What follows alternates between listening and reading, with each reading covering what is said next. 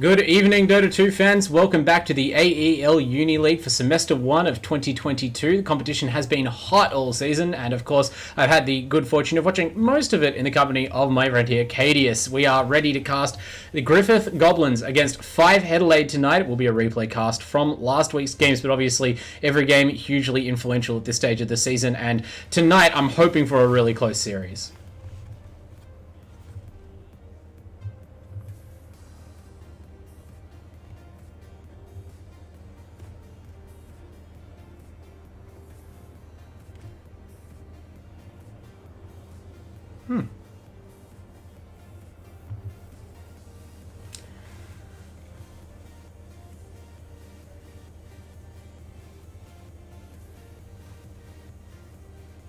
Yeah, exactly. Those are two teams right in the thick of it from what you've described, right? And actually, we've watched 5Headelaide, or at least I've had the pleasure of casting 5Headelaide before this season. They obviously look like a pretty solid team, but Griffith, they're pretty unknown to me at this season. So I'm interested to see what style of Dota they play, if they bust out any signature picks. It's always fun to see what emerges, even from the drafting phase. And speaking of the draft, we might jump straight into it because, of course, we are lucky enough to be casting from replay, so we don't have to wait too long these days. I'll just quickly give the replay an unpause in 3, 2, 1. If you're following along at home, you can unpause now, and we're going to see how this game goes. But what are you expecting out of the draft? If you've seen either of these teams play, have you looked at their replays? Do you know any of the players' tendencies?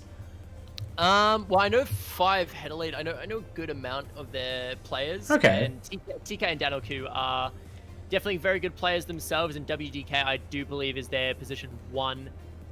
Who is also quite a good player. But the Griffith side, honestly, all of these names completely foreign to me. I am going to be having a look at exactly how they enjoy playing the game of Dota 2. But yeah, no, these Adelaide teams often are quite good. I think Adelaide and the University of Western Australia definitely are the two that have kind of shown themselves to be pretty strong. Yeah. Perth and Adelaide, Dota capitals of Australia. Fair enough. You know, wherever the talent is, baby. And not Western Australia, Wollongong. Wollongong. Okay, all right. New South Wales. Right. I know the Perth's seen some Dota development in the recent years, at least I would guess. There's some teams trying to go there just for the internet connection. But you're right. If the talent's in Wollongong, you know, then Wollongong are the contenders. But of course, Adelaide and Griffith up today. So we've got Techies banned to start Pugner as well. These teams looking to protect their towers, I guess. But interesting opening bans, right? This is pretty different to what we've seen all season. Yeah, Techies is a bit interesting. Maybe there is a techie specialist on Griffith that we don't know about. If so, I mean, that'd be exciting to see if that ever gets whipped out. Techies is always hype, depending on who you ask. Yeah. I mean, I think it's pretty hype. I mean, now that it's kind of basically a new hero, right? People have to discard their old prejudices against techies, right? As far as I'm concerned, I'm excited to see it. I think that actually has been a hero that I have seen banned a few times, maybe because teams are just unfamiliar with it. But the Pugner ban, the Necrophos obviously makes sense that Necro would catch a ban, it's been a strong hero patch, but Brewmaster as well. These are pretty distinct kinds of heroes to be seeing. Yeah, I'll have to see what comes through here out of these guys. They've got Death Prophet first pick, which is something we've asked for, right, in previous drafts. This is like, we were wondering why Death Prophet wasn't being more highly prioritized, but yeah, I guess we got our wish, right? 5Headelaide picking it right off the bat, and this is a very potent hero on the current patch. Yeah, it certainly is a very, very prominent hero. Death Prophet is pretty much pickle ban in a lot of pro games at the moment, which is why I've been surprised that it's been fairly low contention in the series that we've watched here in the Uni League, but 5Headelaide maybe looking to turn that around and change things. Yeah, I mean, I think with the first pick, right, this is the most powerful place to pick the hero because part of its strength that we've seen on the patch has been its flexibility. So yeah, like if you pick it here, obviously we would assume maybe by default the 5 position, although we have seen it move around a lot more in this Uni League play than I have seen in other competitions, right? I've seen a lot of teams seem to prefer it as a 5 position, but you know, it could easily be the mid. It's more just the fact that you can fit it in wherever it makes sense after you see the opponent's draft, and no matter what, you're still going to have the ability to just bulldoze a tower in like seconds of real time with that ultra powerful piercing exorcism. But Undying is a pretty good counter pick. Obviously in the lane, maybe you don't don't have the best ability to, run down the Death Prophet or all in because the Soul Siphon is such a powerful deterrent to that. But when it comes time to pushing towers with that Exorcism, which is, the probably the most impactful thing the hero can do, you've got the Tombstone as like a great counter for that kind of pitched battle. Yeah, and the Vengeful Spirit going to get locked in here as well. Venge, fairly interesting pick, and they are going to go for the Snapfire in response. I wonder if we're going to see targets onto Mars here in phase 2 of banning for the side of Griffith. I wouldn't be surprised. That Mars Snapfire lane is certainly not fun to walk into, and you have shown the Undying pick already, which doesn't do amazing against the Mars Snap. He is quite immobile, and although he is fairly tanky, he often, in the early game can just get caught out quite by surprise in a CC chain and end up going down. So they do have to watch out. I mean, not the worst thing, but that's only if the Undying is, going like an Undying 5. That's going to be running into them in general. More than likely going to be going up against the Vengeful Spirit in that 5 position. Or it could be, Undying and Venge in the offlane duo, going that Undying 3 or Venge 3. Either works fine. So very flexible on the side of Griffith so far.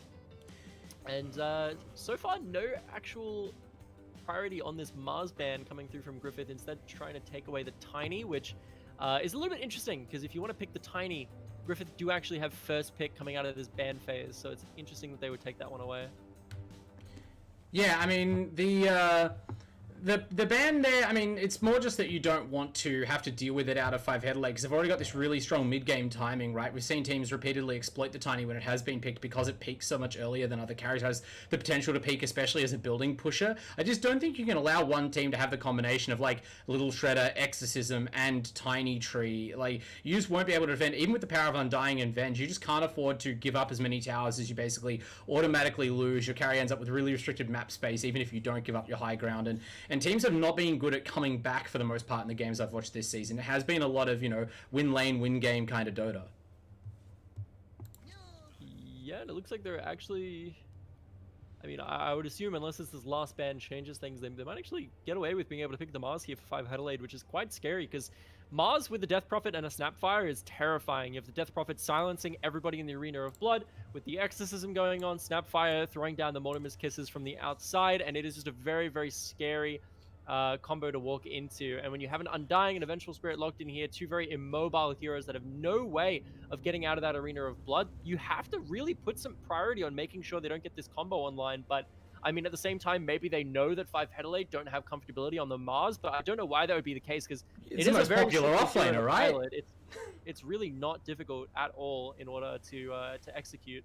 Yeah, and I feel like if we've seen any, that's probably the highest hero literacy, hero fluency that we've seen across any hero, like across all teams, is Mars. It's not so much, I think, a specialty pick at these points. It's just like, this is the hero that you maybe have to learn above all others if you're going to play the offlane in a competition like this. But I mean, it's possible, I suppose, that that's just like not something that they are comfortable with as a team. I feel like they've got a good hero combination for it. He just does so much. Like, the talents that the hero has access to, as well as the builds that the hero has access to, he's able to flex and fill a ton of roles that you wouldn't normally expect him to be able to flex. Like, Mars might be like the winning point of your team just because he hits level 25 and gets the Arena of Blood regen talent, and then all of a sudden this like very slow damage over time composition they might be playing against suddenly can't kill anybody because they're all having like Heart of Tarask level regen in a team fight coming from the Mars ultimate for a few seconds that allows the team to get in, do their damage, get their ults off, and win the fight. So the amount of like weird things Mars has access to kind of carry in all different sorts of directions. The hero is extremely versatile. He's very, very easy to play. Anybody that says Mars is hard is on copium. But another great offlaner that is also fairly easy to play, Night Stalker, getting locked in, a staple of the Aussie Uni League. We saw him last season getting picked up before it sort of became a little bit mainstream thanks to TI. Like, before TI last season, you know, Night Stalker was a pretty slept-on pick in the majors. No one was really picking it up, and then we saw some Australian teams picking him up after his buffs, and sort of foresaw what the meta was going to be, because TI came around, Night Stalker was getting picked quite a bit, and then, you know, his play rate shot up from there. So I guess we invented it in a way, you could say. I suppose that's our claim to fame. Yeah, I mean, I admit you're right.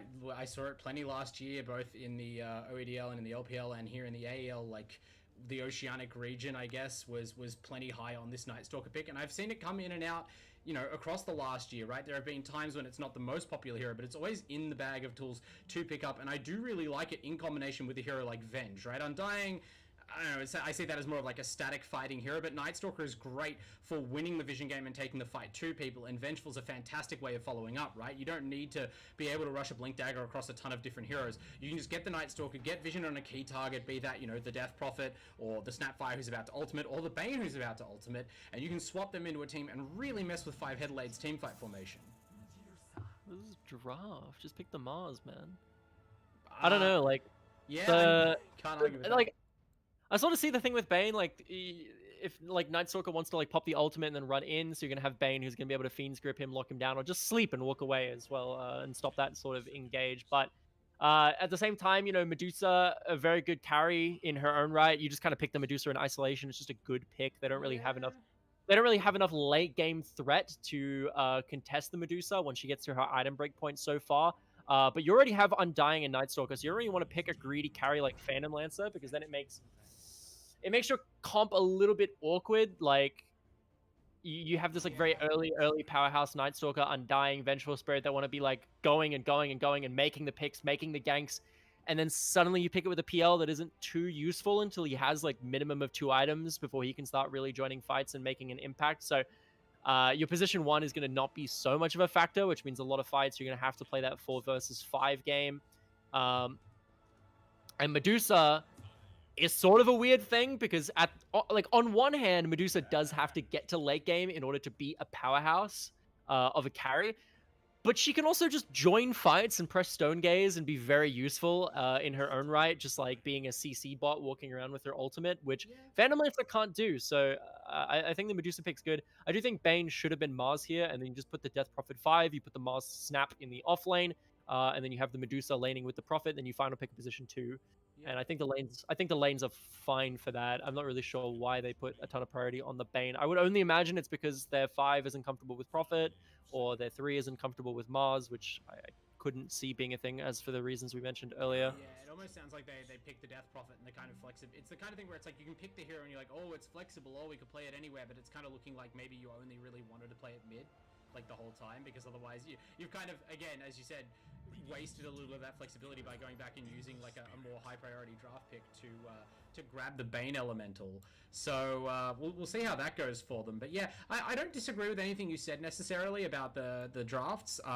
Obviously, I think the draft you drew up in your head was pretty good sounding, but I do feel like the PL and the Medusa kind of produce similar problems for their 2 teams. Like you mentioned, yeah, Medusa can show up to a team fight kind of half strength and be an ultimate. I think the PL, especially against a Medusa, can show up to a team fight and just sort of plink away with some spears, depending on how the farm's going. You don't really want to deeply thrust yourself into a team fight, but at the same time, it depends what state the team fight's in. Yes! Oh, the Conker pick, man. We love our Conker here in the AEL Uni League, I gotta say. I feel like this is one of the most picked heroes going, but yeah, I feel like the damage, apart from that last Ember pickup, which I think is pretty good for covering their weaknesses, is quite isolated to the ultimates of a lot of these heroes, and maybe a PL with less health than you'd expect could slip into the fights, but... This is a really, like, Chad Ember Spirit pick here, because this is a scary comp to play against, right? Like, you're going to have Night Stalker, who is going to be able to blink silence you, and then you're also playing against Vengeful Spirit with the point-and-click magic missile that you're going to have to disjoint with Sleight of Fist, otherwise you're going to get stunned and probably die, right? And like, you have Conquer, right? Like, obviously, again, some of these spells you can dodge, but with enough of them in play, we've seen Ember Spirits get shut down by lineups like this, right? Yeah, X is probably like not as big of a problem as like the Night Stalker blink into No, the Night Stalker's the hard counter, right? Like in a lot of ways, depending on how the 2 heroes sort of fare in their itemization and how fast they farm. But certainly a blink BKB Night Stalker is harder than most heroes for any Ember Spirit player to shake, no matter how good. Because as you said, once you get blink silenced on, you don't have time to react, which is very rare for Ember Spirit. Yeah, and I think yeah, I don't know. It's not like the smartest Ember game, but I think this is just like TK, who I'm pretty sure from previous seasons is a bit of an Ember spammer. Give me Ember, yeah. He's just like, give me Ember. I'll just like skill gap, I guess, even if it's not like the best for the draft. I mean, Chad move. I respect it, I guess. We'll have to see how they go. So obviously we're getting into the game. Quick rundown, of course, for these two teams. I mean, we'll go through that. For now, we want to run down something that's even more important than the draft, which admittedly we just spent a bunch of minutes on, which is of course our sponsors here in the AEL Uni League. Do you want to take us away, Kadius, with a quick sponsor read? Of course, our sponsors, absolutely could not thank them enough. First up, we have, of course, Predator, where you can actually conquer new worlds with Predator Gaming today. If you didn't know, Predator are the gaming PC partner of the AEL. You can conquer new worlds with Predator Gaming, and Predator puts power and precision in your hands, elevating your gaming experience in every way with quality and performance thanks to Predator. We also have AOC for the best viewing experience. If you're not familiar with AOC, they are a global leader in monitor display technology. For more than 50 years, AOC has been delivering an exceptional viewing experience to millions of loyal customers worldwide. Today, the company offers a wide selection of stylish monitors for home, office, or gaming. So if you're looking to get yourself a new monitor, look no further than AOC for the best possible quality. And of course, last but certainly not least, we've got RIG or RIG, What It Takes to Win, who develop headsets delivering superior audio for competitive gamers and streamers at all levels. You can join the RIG team and enhance your gaming experience today. So definitely a big shout outs there, but we're about to hop into this game one, folks, of this wonderful replay. And see who's going to be winning. Looks like they're not going to go for any funky smoke invades here, just a typical block on both sides. Yeah, both teams kind of, I don't know if that counts as looking for it or not, but both teams brought numbers to the opposing high ground. They were both, I mean, it's reasonable enough, right? One team has Death Prophet, the other team has, Night Stalker and Undying. Neither of them shy about fighting at level 1, but they just sort of missed each other. What is of note is the wards that went up. I think WDK in the past, when we have watched 5Headelaide, I was really impressed by the quality of their warding and their overall sort of like, not awareness of the game state, use of the map. That obviously has been kicked off with some nice vision on the enemy's jungle, but no less so on the opposite side of things. So as we saw just from their standings in the league so far, perhaps two evenly matched teams. It'll be interesting to see if one can get the edge in the laning phase here. As it looks like the Ember is the early last hit leader. Yeah, Ember does do pretty alright in this lane early. Kunkka very historically needs to kind of get those Tidebringer levels up before they become a big problem. But one thing I do like is putting the Undying into the Bane. Oh no, they picked Bane into Undying. So I can't even like prop the Undying pick here. It's just kind of an interesting Bane pick, as I mentioned in the draft, because Bane beats every single support in the game like early by just mashing Brain Sap. There's very few supports that like Bane can't just bully single target, but Undying is one of them that actually can out-bully a Bane in the early few levels by, spamming the Strength Steal and sapping that away. And we're watching that happen in the Dire safe lane at the moment, where Bane is actually losing out in this early aggression, allowing Undying to go forward, grab that very aggressive Obs ward in the middle of their jungle, where they're going to be sacking and pulling. So definitely going to be a hard time for this Dire safe lane in comparison to the Radiant safe lane counterpart. Yeah, and the interesting part is that's WDK on the Bane Elemental, right? So, sometimes, look, we do see picks in the draft which are more explainable by, well, this is just what the player is comfortable on, right? Like, this is part of the Uni League. Not everyone on a team is sort of at the same rank in Dota or equal levels of like, hero pool breadth, and sometimes it's more important to prioritize the hero that they feel comfortable playing. But WDK, this is a captain's pick for himself. He's going to play the Bane, so that makes him almost feel like it was a reaction to something in the draft. Maybe the Medusa pick feels like the Bane is essential for shutting that down at some point with single target disable. But regardless, we see some pretty passive laning early on. One thing you didn't mention, of course, is with that Ember pick, the Death Prophet was actually relegated not to support, but to the off lane, it looks like. So thriving currently against the melee carry. We'll have to see how well it's able to scale as a tower-taking core in late game, as Fingerfap gets pressured pretty hard here by Potato and Nivek. PL and VS is a pretty decent kill lane in terms of, the high damage, low cooldown nukes, but again, the Spirit Siphon is pretty hard to aggress into early on. Yeah, I do sort of see the reason that you would want to put this lane into the PL, because you have the Crypt Swarm, and then you also have the Scatter Shot, and both of them combined kind of, do a really good job of just killing PL illusions when those do happen, especially at the later stages of the game. But I don't see how that's any different to Scatterblast and like Mars just spamming his shield. I think they do similar things. And then again, would be a better lane, right? You'd be able to put the Prophet in this off lane where Prophet being able to Spirit Siphon something like the Undying and the Night Stalker, who just two melees that just kind of have to walk at you. I think Death Prophet can be a lot more abusive, just tethering at that Spirit Siphon range. Yeah. I don't know. I think that, like, if there is going to be a point that undoes this Dire side draft, it's definitely going to be them not picking up the Mars here and instead going for a very, very squishy position 3 into what is already a very tanky, heavy damage dealing composition on the Radiant side. Yeah. And instead opting to put this Bane up here in a lane where, as you can see, he gets bullied pretty heavily. It's really starting it out now as well. Like, you pointed out level 1, but it hasn't gotten any better by level 3. They're actually diving WDK now. I mean, he's standing his ground, trading back, still has a sleep to play with, and with the tower, he's getting a little bit of help. So, I mean, this is probably just going to end up with trading paint. The Undying, obviously, deceptively tanky, even as this health bar hangs near to empty, and that's a fateful time to pause the game. Apparently a computer crashed, so not like they had any choice about it, but maybe it was the Undying or the Night Stalker that crashed and kind of derailed this aggression, although it hasn't really looked like it.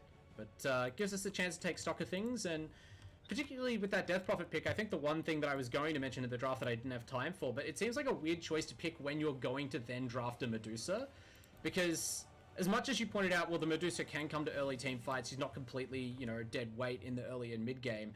Death Prophet's definitely a hero you want to be aggressive on, maybe even more so than Mars, right? You do a lot better when you're picking the time to fight and you're popping Exorcism and running in at the start of the fight. You know, not someone on my team got initiated on, and even if it's not me, I might not be in the right position, I might not be ready to press my Exorcism, you know? And Medusa and Ember seems like a relatively passive duo of cores to pair with the DP as far as being able to actually use that Exorcism cooldown effectively early on. Yeah, so they actually... Oh my goodness, Death Prophet walking up a little bit too far here. Yeah, they did get the Undying in the top lane, so it won't be first blood. Whether that was a result of a DC or not, it's hard to say, but the PL really getting aggressive on the DP, proving that squishiness that you mentioned, and a nicely timed doppelganger manages to evade any chance of a trade. Now Potato actually bold enough to go back in, doesn't really have any mana, so only threatening the auto attack there, but you see the value adding up over time of that level 2 Phantom Rush, and of course the minus armor from the Wave of Terror in these early game scraps. It's just a lot of auto attacking back and forth, and PL getting the upper hand there despite those powerful spells that we mentioned in the lane. Yeah, I think that did go the side of Radiant. We see Dire with a slight gold lead at the moment, but that was resources taken away from the Dire side. They had to expend the Ember Spirit TP there to thwart off any further chase onto the Fingerfap. Snapfire. Snapfire, yeah. But Potato, he's fine. He's going to salve. He's going to heal up. They take away the TP. They get the kill onto their position 1. They did lose Undying in the top side, but I do believe the kill actually went over to their Bane. No, it was Medusa. Okay. So yeah, maybe so that's not great, but also not the worst. I mean, Danoku is at least under pressure here. The Night Stalker is out farming her, and Nivek actually goes down there. I saw Fingerfat like hovering near the pull, and the VS was on terribly low health, but of course it's only when I look away that the trigger is pulled literally by the Goblin Grandma, and, you know, gets a little something back, but this is support on support violence, so not the most impactful kill of the game. Yeah, I don't know what this offlane's doing. They're playing so aggressive. They don't need to. I guess they're really trying to shut down Danelku, and like, admittedly, Yeah. like, WDK is getting bullied a lot hard right now, but Danelku is playing very, very intelligently of just kind of like making himself seem like not a threat and farming up, and we're seeing he's doing that quite well, looking at the last hits sitting at about 30, which, you know, not ideal, but still certainly ahead of the enemy position 1. Bot side, yeah. Oh, think if they just kill off Nivek again. They can't really kill Potato, and they understand that, so instead they're just like, well, this Vengeful Spirit's pretty free, and sure enough she is, although can Fingerfap get back out? Will it actually be free? And yeah, as Sizey lines up another Spirit Siphon, that's going to discourage Potato. Just doesn't have the mana, obviously had a Mango, but it's not worth committing all of your resources to just try and chase down a revenge kill, and, you know, the support's lost again. It's kind of like both offlanes just kind of picking away at their targets and getting what they can, but not what they really want, which is the position 1s, and they have to credit that, I guess, a little bit to the Bane pick, right, as well as, of course, as you mentioned, Danoku just playing super smart under the tower, protecting the tower as well. It's taken surprisingly little damage for how aggressive this Radiant offlane's been, and it kind of just feels like that's just Undying and Night Stalker. They lack a little bit of power. They lack a little bit of, you know, control for getting actual kills in the early game. And I was about to say they need a rotation from mid, but it's TK who's going to roll up, catch Bentasai near the rune, and just execute the Undying really for free. WDK getting in on that for some XP as well. And yeah, I just wonder whether we're going to see some movement from this Radiant offlane, because as you mentioned, they're sort of... It's starting to feel like their impact isn't where it should be. Yeah, no, I do think the safe lane here that we're seeing of PL and Venge is not super ideal. Like, Vengeful Spirit has a lot of kill pressure with the Magic Missile and the Wave of Terror, but there's a little bit of like Nombo synergy where obviously like PL does quite a bit of magic damage coming out from the but they are going in. Yeah, PL not the highest like physical damage armor reducing hero. You're right to take advantage. No, of yeah. So I was gonna say like you've got Wave of Terror, which is gonna be reducing a ton of armor, but then you have PL, whose main nuke in the early game is entirely magic damage on that Spirit Lance. Although he is maxing Phantom Rush, so I guess if you consider that his main nuke, he's boosting up his physical output there. Danilku actually the one supposedly under pressure, but that's a Medusa. So when we talk about deceptively tanky like I was before, this hero also, you know, definitely up there in those stakes, trying to chip away at the tombstone rather than wade into this fight. But you know who's not afraid to? TK rolls up on Bentasai, gets the second kill on him in as many minutes with a DD rune. Might go for this Night Stalker as well. Oh, jeez, the Medusa dies there. That seemed a little unnecessary. Yeah, meanwhile, Nivek actually goes down in the bot side as well, so Potato is farming 1v2, and they're going to go aggressive on him. What else is new? Although Potato, this time he still has that Mango, but there's no Doppelganger cooldown to use. Does have the Kunkka nearby, but that's not going to help, and he just dies, so I guess he's been safely doing that sort of farming all lane, just kind of disrespecting his opponents. That time, though, does not work out, and speaking of unnecessary kills, both position ones just kind of dying because they stuck around too long. Yeah, that Kunkka just shipped without Xing anybody. That was interesting. I guess it's maybe just like a frustration ship. Like you showed up a really kind of 10 seconds too late to the party there to help your core, and now you're in the bottom lane with nothing to do.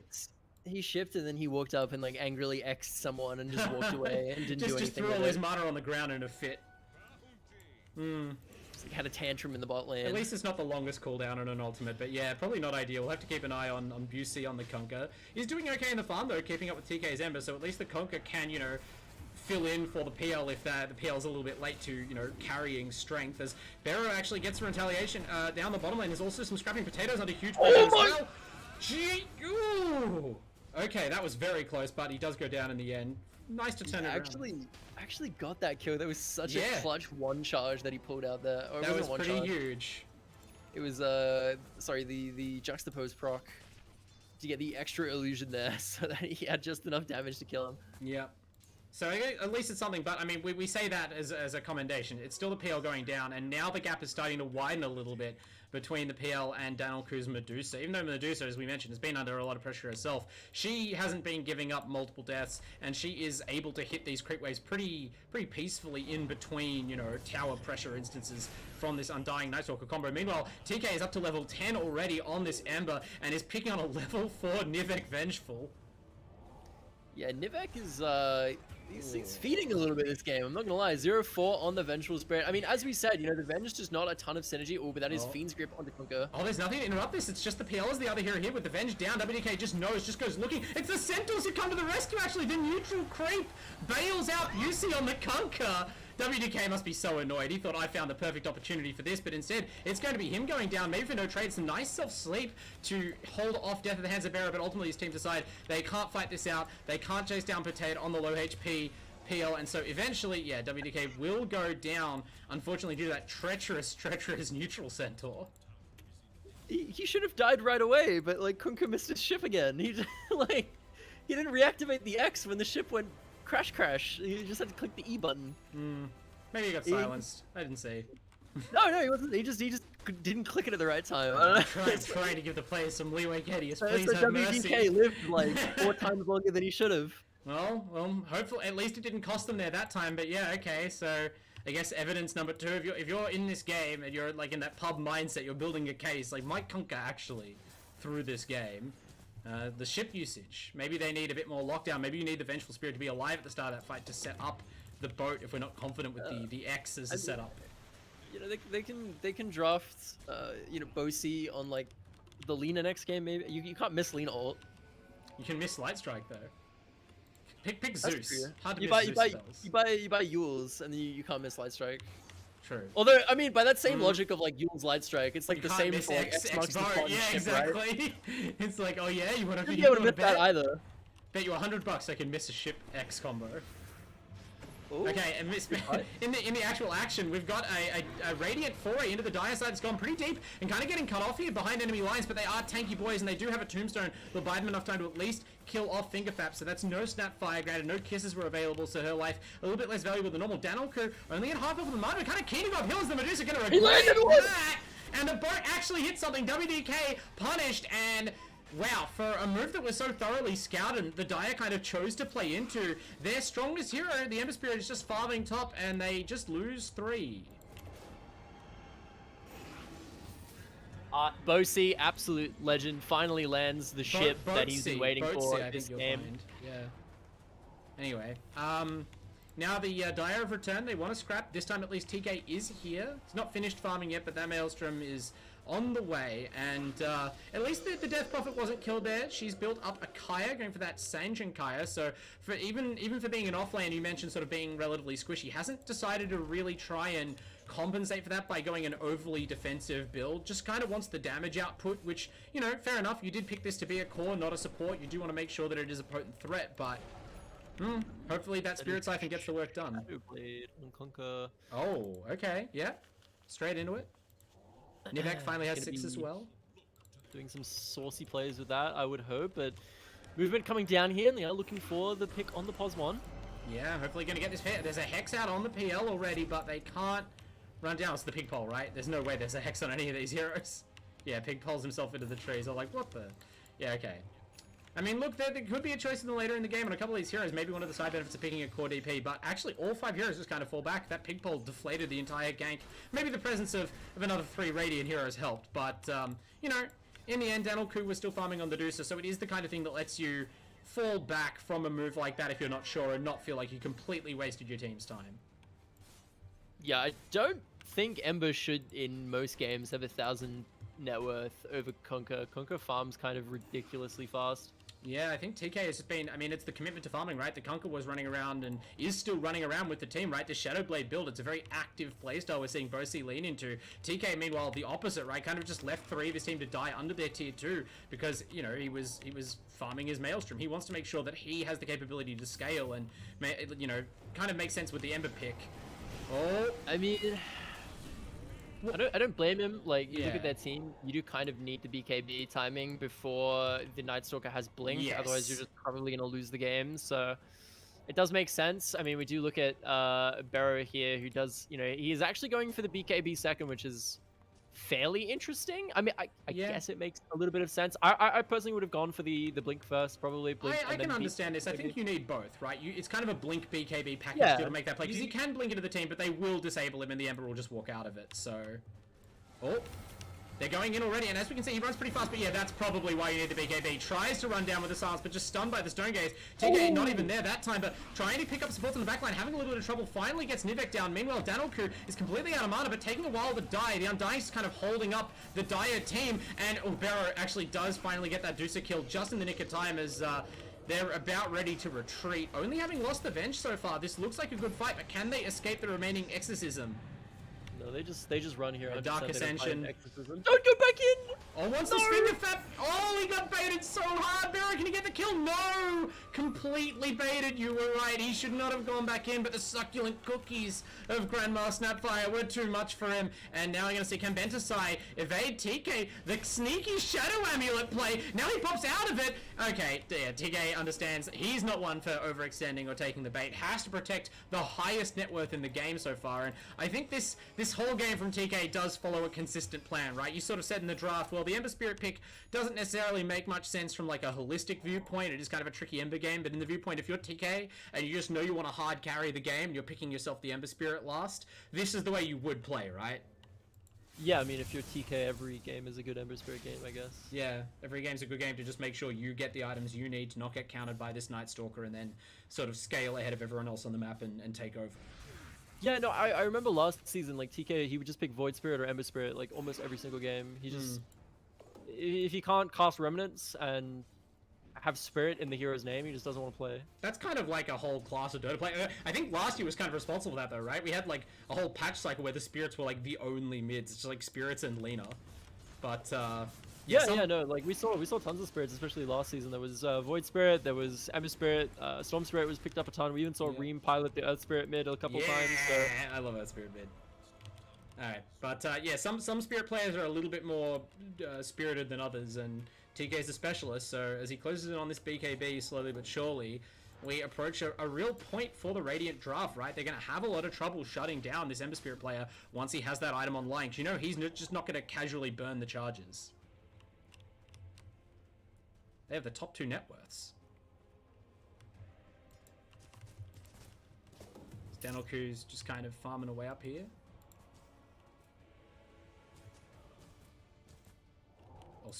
They're smoking without their Medusa, which is fair enough, obviously. Still farming time, but looks like TK's ready to fight. Doesn't have the BKB yet, but keen to get in. They're going to find Barrow just farming completely alone, so isolated from his team. He kind of realizes now the smoke breaks, but can you outrun an Ember Spirit? TK, did he miss the chains there? He lose vision somehow? No disable on the NS, and now with Dark Ascension, this is probably the hardest target to bring down on this team, and that's a team with a PL on it. They're just not going to catch him, it seems like, although they're shadowing his movements. No, he can see way too much of the map right now, so that's very unfortunate to whiff such a committed gank, and I have to wonder what happened there with the Ember Spirit disables. Yeah, I did just realize that Fingerfap actually went for the Shredder build, which makes a lot of sense here. It's going to do a ton of damage, like the Shredder build in combination with Exorcism in fights. Yeah. That offlane is really, really going to hurt.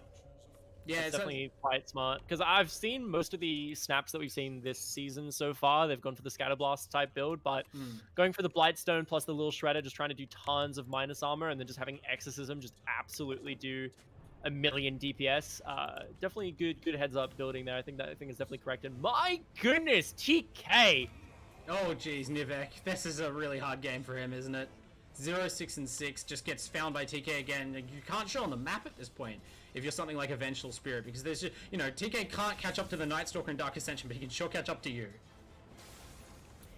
Yeah, I mean, at the same time, right, like, we do see a slight lead in the favor of Radiant right now as far as net worth is concerned. They've won the last couple of team fights, but there is a Medusa on this enemy team who is very, very close to Manta, so you do have to start kind of worrying if you are this Radiant side. I mean, you do have a PL, but I don't think there's much of a...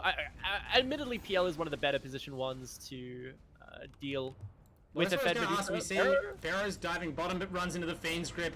WDK, well, I mean, well, you question the Bane pick, right?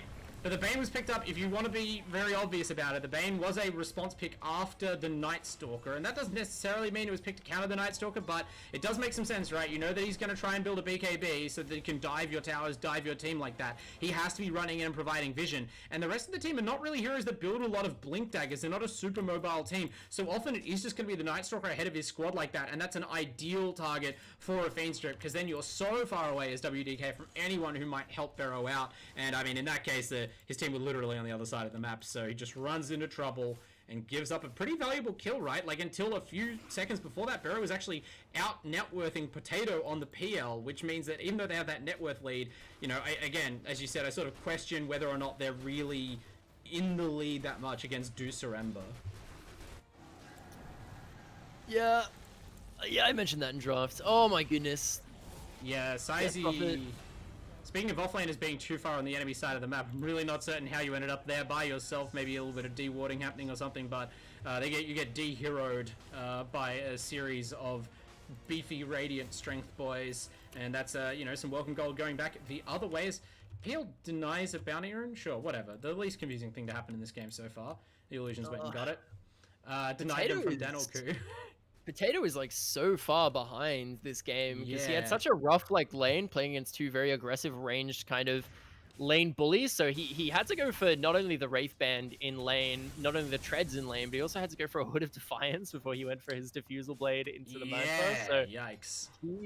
He's pretty far behind in terms of items because he had to stabilize his lane so much. There is the blink. We did go back for the blink. That BKB was just taking Barrow too long, and he needs to be able to shut down TK, which he does. He blinks forward, doesn't quite get in the silence range, but there's other disables. Conky disables the hold in place, and now they've got him locked down. And you know, the Ember also without his BKB right now. Although he lives for just long enough. Was it delivered right then in the fight? It was, but he dies anyway. He'd taken too much damage, and he can't throw the Remnant far enough, so that wastes his long BKB charge. WDK also Fiend Scripting the Night Stalker now, but it is also a bit too late as there's no one there to follow up. Mostly just holding him in place, but the Exorcism is going to work on the rest of the team, and Danoku is still alive, so ultimately, wow, he managed to stun Barrow for a long time. They are going to bring the Night Stalker down. He doesn't even get WDK, so despite a pretty tragic individual outcome for TK's Ember Spirit and giving up some more room for Potato to farm, that does look like a great rally for the Dire, where they're just been initiated on in their own jungle. Yeah, that's WGK actually just did not let Night Stalker play the game at all. Well, the had Night so Stalker much killed CC the on him in whole that Ember fight. Spirit first, but yeah, after that, his team fight, he maybe thought he was going to go on to bigger and better things. No, sir, he's 10 seconds of being stunned. I mean, this is why, like, Death Prophet is such a good hero right now, and, like, pick up ban, right? Like, you have Yeah. to dedicate so many resources to killing Ember Spirit and Medusa, because if you don't, the amount of damage that these two heroes will put out right now, like, Medusa having the Chrysalis, the Manta Style all finished, like, so much damage coming out of Medusa at this stage of the game. Yeah. So you have to put, like, damage into killing her, which isn't easy because Mana Shield makes her just egregiously tanky, and the only way that Mana Shield is not a massive issue is if PL is on top of her, but she's at the back, and so PL has to commit resources and probably be out of position to get on top of the Medusa in the first place. Yeah. And then on top of that, you also have an Ember Spirit, who is very elusive and difficult to kill with the BKB completed, and you have to kill him and dedicate a ton of resources. And then at that point, killing the Death Prophet's kind of hard, and even though the Death Prophet is only the position 3, doesn't have the craziest of resources, pretty much middle of the pack when it comes to net worth at the moment, Exorcism will just kill a team by itself, like, without any items needed, so it's just such a good hero to just have on your team. It makes team fighting so difficult for the enemy, it makes defending sieges so difficult for the enemy, and it also makes making aggressive plays so difficult as well because of that AoE silence that they can just throw out when any engages get threatened. Yeah, I mean, and I was interested to see, you mentioned the DP a little bit behind on itemization or on net worth, but she does have a stack of gold saved up after that last fight, and eventually looks like decides to commit it to a BKB of her own. So I think they are realizing exactly what you're realizing. Like, the Radiant team, as it is right now, just doesn't have the damage, and especially like the AoE control and AoE damage, to bring down 3 or 4 powerful damage dealers at once. Because even think of that on the Snapfire, right? If you don't know where that hero is, and Snap gets a whole ultimate off, like, at the very least, you're not going to be able to sit there as PL and focus down Medusa's Mana Shield. Like, you have to clear out of the Mortimer's Kisses. And so they're just forced to spread their limited damage far too thinly amongst this team. Someone's going to pop off in a fight, you'd imagine, and Danilko with that BKB wants it, oh sorry, TK rather, wants it to be him, but okay, Barrow goes on the backline instead of finding Fingerfat. They're trying to isolate the Kunkka, melted down in the Stone Gaze, and this Barrow Nightstalker kind of blew the initiation. Now they maybe have to just leave. Yep, another missed ship, unfortunately, which means their position 2 does not exactly do much in these 5v5s. Sai's just gonna run down Venta Sai. Yeah, they just had to abort that whole team fight. Missed the initiation with the Nightstalker, missed the boat, that's it. Yeah, I will say that this Venge is 0-7 at the moment as a position 5 Vengeful Spirit, and ooh, WDK, you are walking the wrong way, my friend. Oh, yep. Gets just eaten up. I mean, you don't expect the Nightstalker to still be there of all places, maybe, but that's Barrow's job. Oh, they're going to fight. They actually found... Okay, they find Nivex, so make that 0 and 8 and 8. Ouch.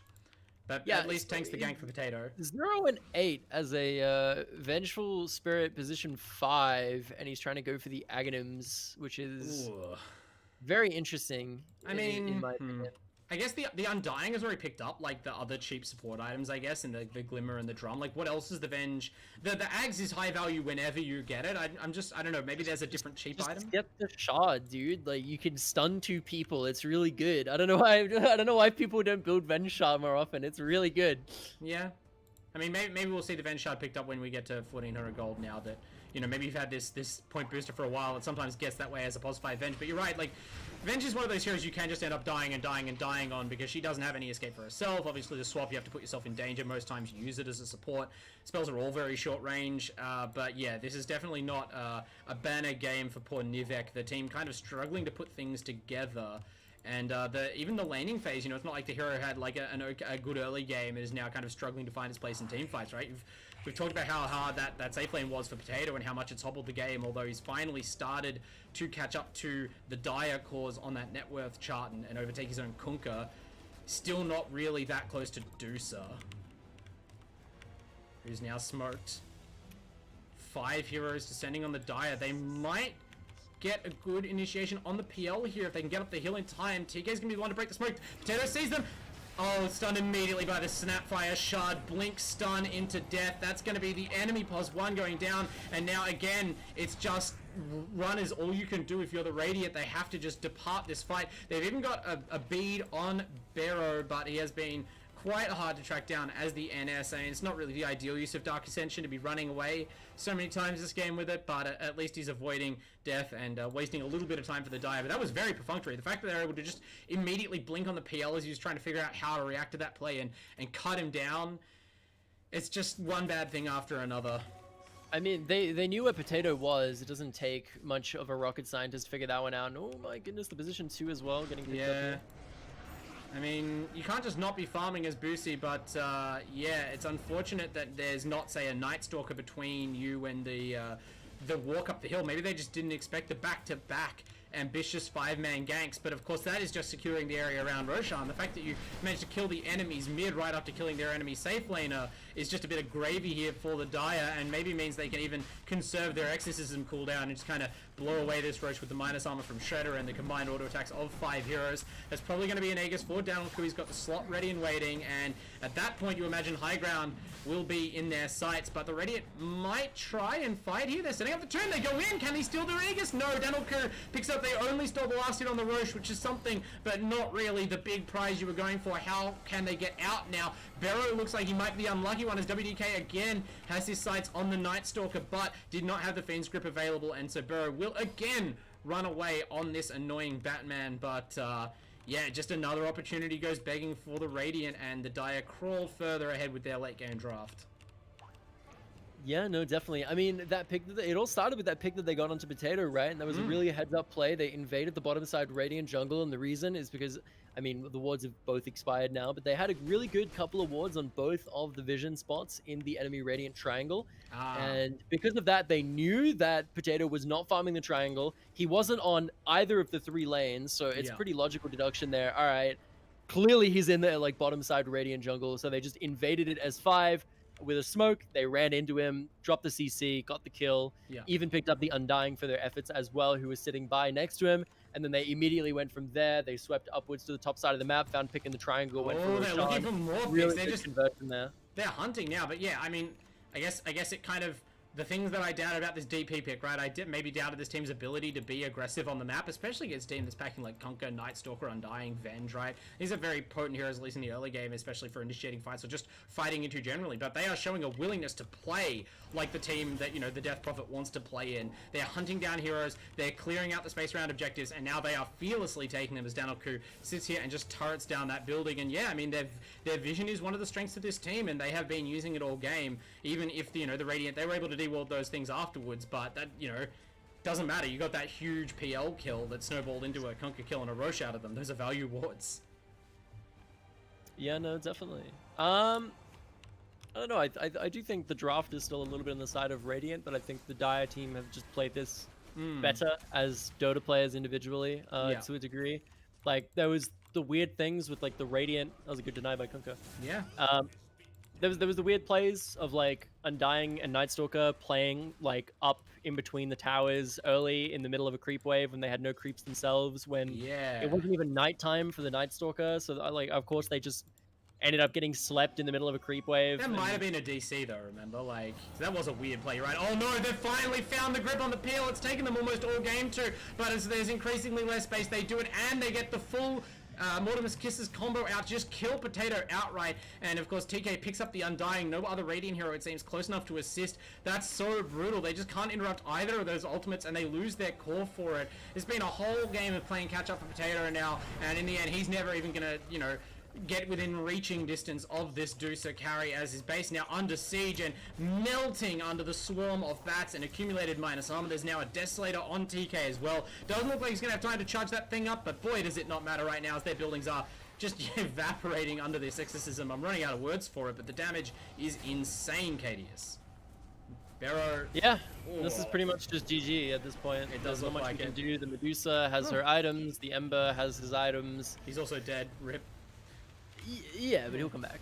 Yeah, exactly. There's not really a game-turning kill as they're losing their tier 4 towers to get a sympathy kill because the enemy mid went too hard trying to pad his stats. But, I mean, look, if they can run down Daniel Ku, maybe they can kill him twice. He's running out of help.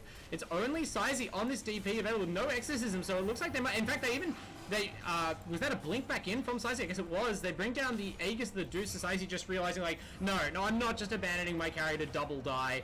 I'm going to stand here and fight. I'm a big, strong, independent Death Prophet. I have a Sanjin carry. I'm going to chase out this Kunkka. I'm going to run down this Vengeful. Daniel Ku is going to hit the teleport button and then get X'd. Boosie with the Silver Edge baits the teleport out of Daniel Ku and then calls him back with no mana into the unloving arms of Potato.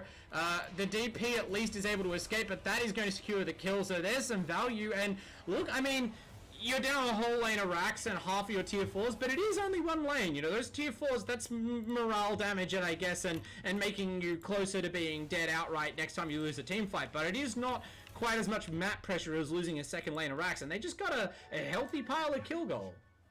Yeah, Busey, I won't lie, he's had a couple of questionable plays, few missed ships here and there, but that was a Just very rusty good on the X. Conker, maybe.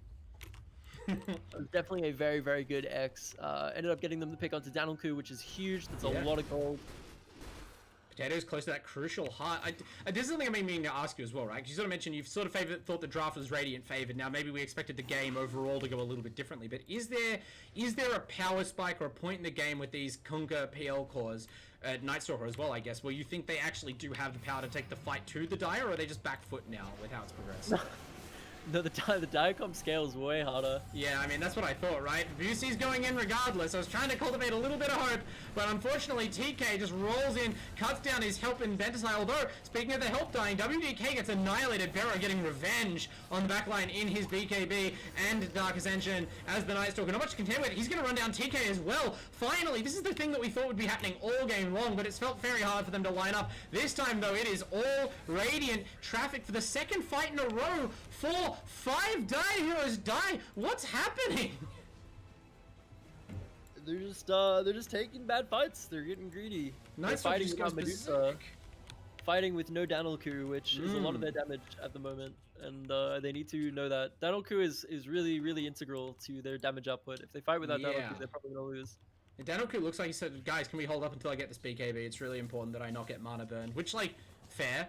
I understand that, but unfortunately the team, I don't know if they thought they maybe were just picking off one hero, right? They thought maybe we'll explode this Undying, but they just could not do it fast enough. There were too many Dire heroes too close, and now they do actually have a lot of Blink Daggers. Not to mention the swap, they swapped Danilku in, immediately hits the Stone Gaze, and he is having the Bane respawn, but everyone else is a while away. They really would hate to have to buy back on TK, but it looks like the Stone Gaze is so powerful, at least we're going to be able to cut down the Venge, and maybe Danilku, okay, it's just enough of a boss. The whole Dire team is going to be scared off, which I guess makes your point about how they shouldn't fight without him. Fangescript, actually, they're going to go in on this as more Dire heroes get up, still without their other two cores, but can the supports and the tier 2 tower hold things off? I guess they only spend the Fiend script to attempt that, but they do realize this may be a bit of a risky play to go for when TK is still waiting to respawn, just getting back on the battlefield now as Danilku much more peacefully cleans up the PL Illusion Horde and continues to farm creeps. Has the BKB now if he wants it. Not sure if he has buyback as well. Can't do maths. I wonder if this is like a Shard plus Aghanims type game on Medusa, or like you go for the. Okay. I don't know. Like, I think if this game goes like super late and Medusa's able to get like Shard Aghanims through like Roshan, then like this will be really scary because they have so many point and click spells on Radiant, right? True, and if they're trying to click them on Medusa, then it's gonna be sending those snakes back, and if those snakes are stunning as well, then that's pretty scary.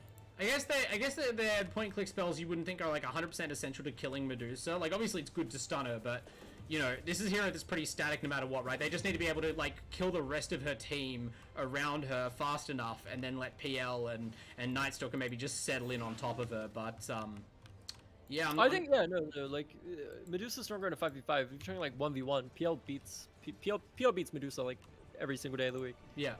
Like split shot can't even hit all of the PL illusions. Yeah. There's too many. The problem is that like TK is also on the map and Sizey is also on the map and this Snapfire hasn't been on the map for the last couple of fights because Barrow has had a good run of like just basically blind blink or for the blink initiations to just track down these supports and kill them before their spells can matter. I'm not sure what the support players do about that. They're not really like in the market for BKBs themselves to ignore the Nightstalker silence. His damage would probably be starting to become a threat to them anyways at that point. So I guess they're just going to try and position a bit more carefully, and maybe with the help of these blink daggers or aether lenses, they'll be able to. WDK even has the spider legs to maybe get a high ground Finch grip off, and it looks like they're closing in. They're going to try and bait with TK here. They start off with the ultimates, and this bait looks like it's going to at least catch the Undying, but the bigger prize would be Barrow. He's already flying away as he's done so many times in this game one alone. WDK though in range, already used the grip, but the sleep's going to be good enough to get the Ember Spirit back in, but it's really hard to disable this hero with the silence surrounding him like that, and in fact the creep wave even eats up the Searing Chains charges. They just cannot catch this Nightstalker most of the time.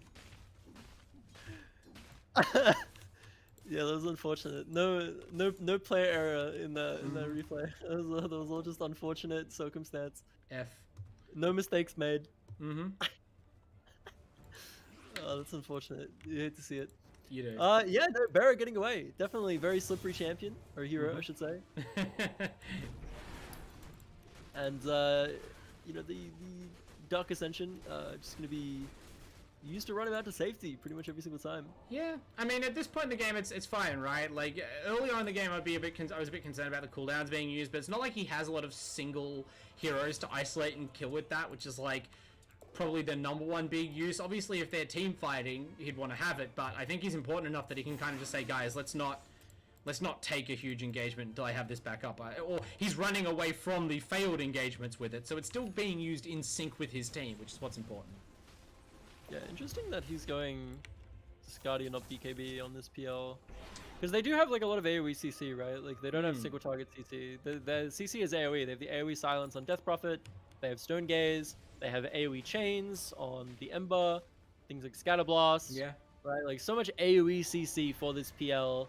So like you can't just rely on like your illusions making it hard for people to click like single target spells on you. Like they'll hit you with CC. So at this point, like it is one of those games where BKB on PL would probably be warranted. But he's going for a Skadi instead, which is interesting. Yeah. You're right. It is kind of interesting. I don't know. Maybe he's just relying on the illusions, and I guess you kind of... Oh, he's getting gripped. I guess maybe that's why, right? Maybe he feels like the BKB isn't going to stop the single most important disable, because that's what's been the death of Potato the last couple of times they've got him. Is just WDK sniffing him out, went a different way to the rest of the team, right? And as soon as the PL starts to run up, or even thinks about slipping away, WDK is there as the other half of the pincers and just snipes him with that Fiend script. That's all she wrote, and that's the advantage of being able to catch your opponent without their cooldowns, without their items ready, whatever it is that's holding the Radiant away from making moves as a team. Maybe they just feel, as you do, that there's not really a point in them ever kind of looking for an even fight again. And now, you know, that's why we see Barrow just kind of map pressuring non-stop as this Night Stalker, trying to abuse his mobility and slipperiness.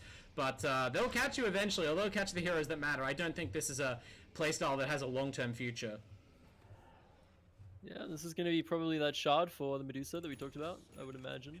Unless it goes the way of the Ember Spirit, which is a possibility as well. Pretty good into the PL. Nope. Yep, shard on the Medusa. Yeah, that makes sense. They have a lot of point and click. I think it would also be good on the Ember, because it's good into PL, but...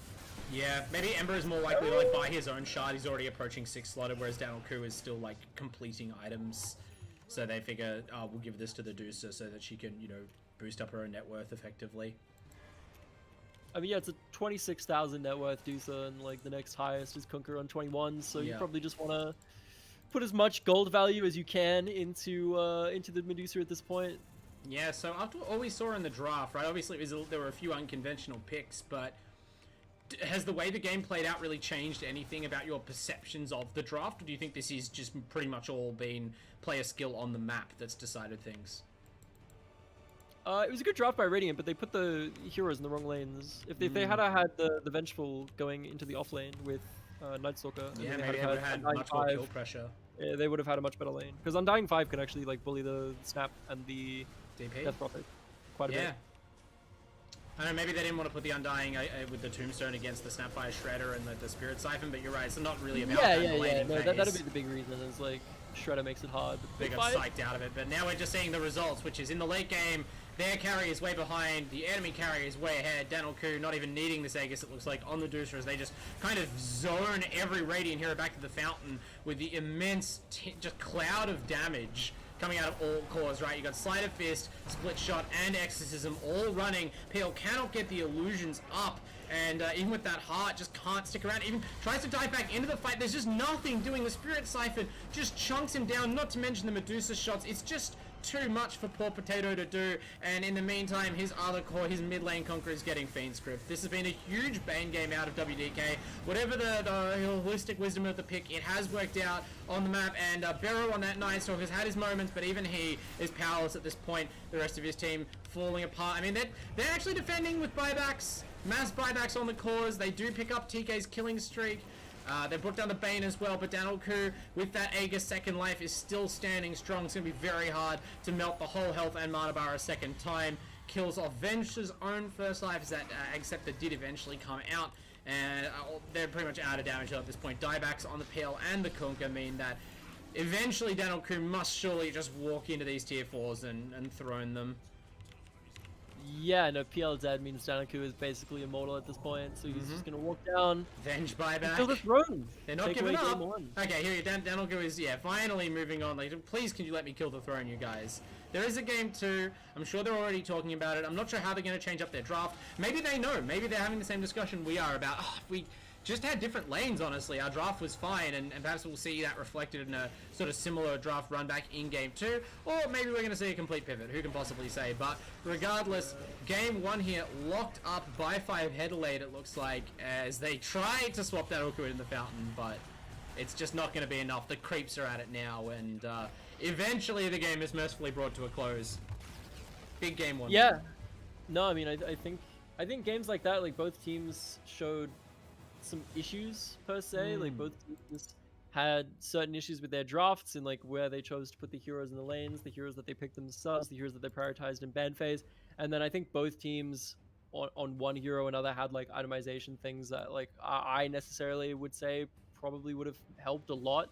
Like we saw PL in those last few fights, like how much he would have benefited from a BKB, and you could argue like, oh, Fiend's Grip like pierces BKB anyway, but the only time, I don't know about the last fight, but I know the fight before when he got caught with Fiend's Grip in the triangle, that was literally just bad micro. Like he commanded all his clones to like Spirit Rush on a target, and then he walked the opposite way, so it's very obvious which one was him. He was the only one, like the odd one out. Yeah, he just didn't expect the Bane to be coming the other way. If you had just microed some illusions with him, so that it was more a little bit ambiguous, and Bane could just smack the button on him, then he probably would have gotten out to safety. And again, you know, BKB would have made it so that he didn't need to worry about getting chains. He didn't need to worry about getting silenced. Even in the Fiend Script, you're going to take a lot less damage from this team if you're not no damage, right? You probably still die, but like it's not even that it's useless against Fiend Script, and that is there in the BKB piercing disable, but.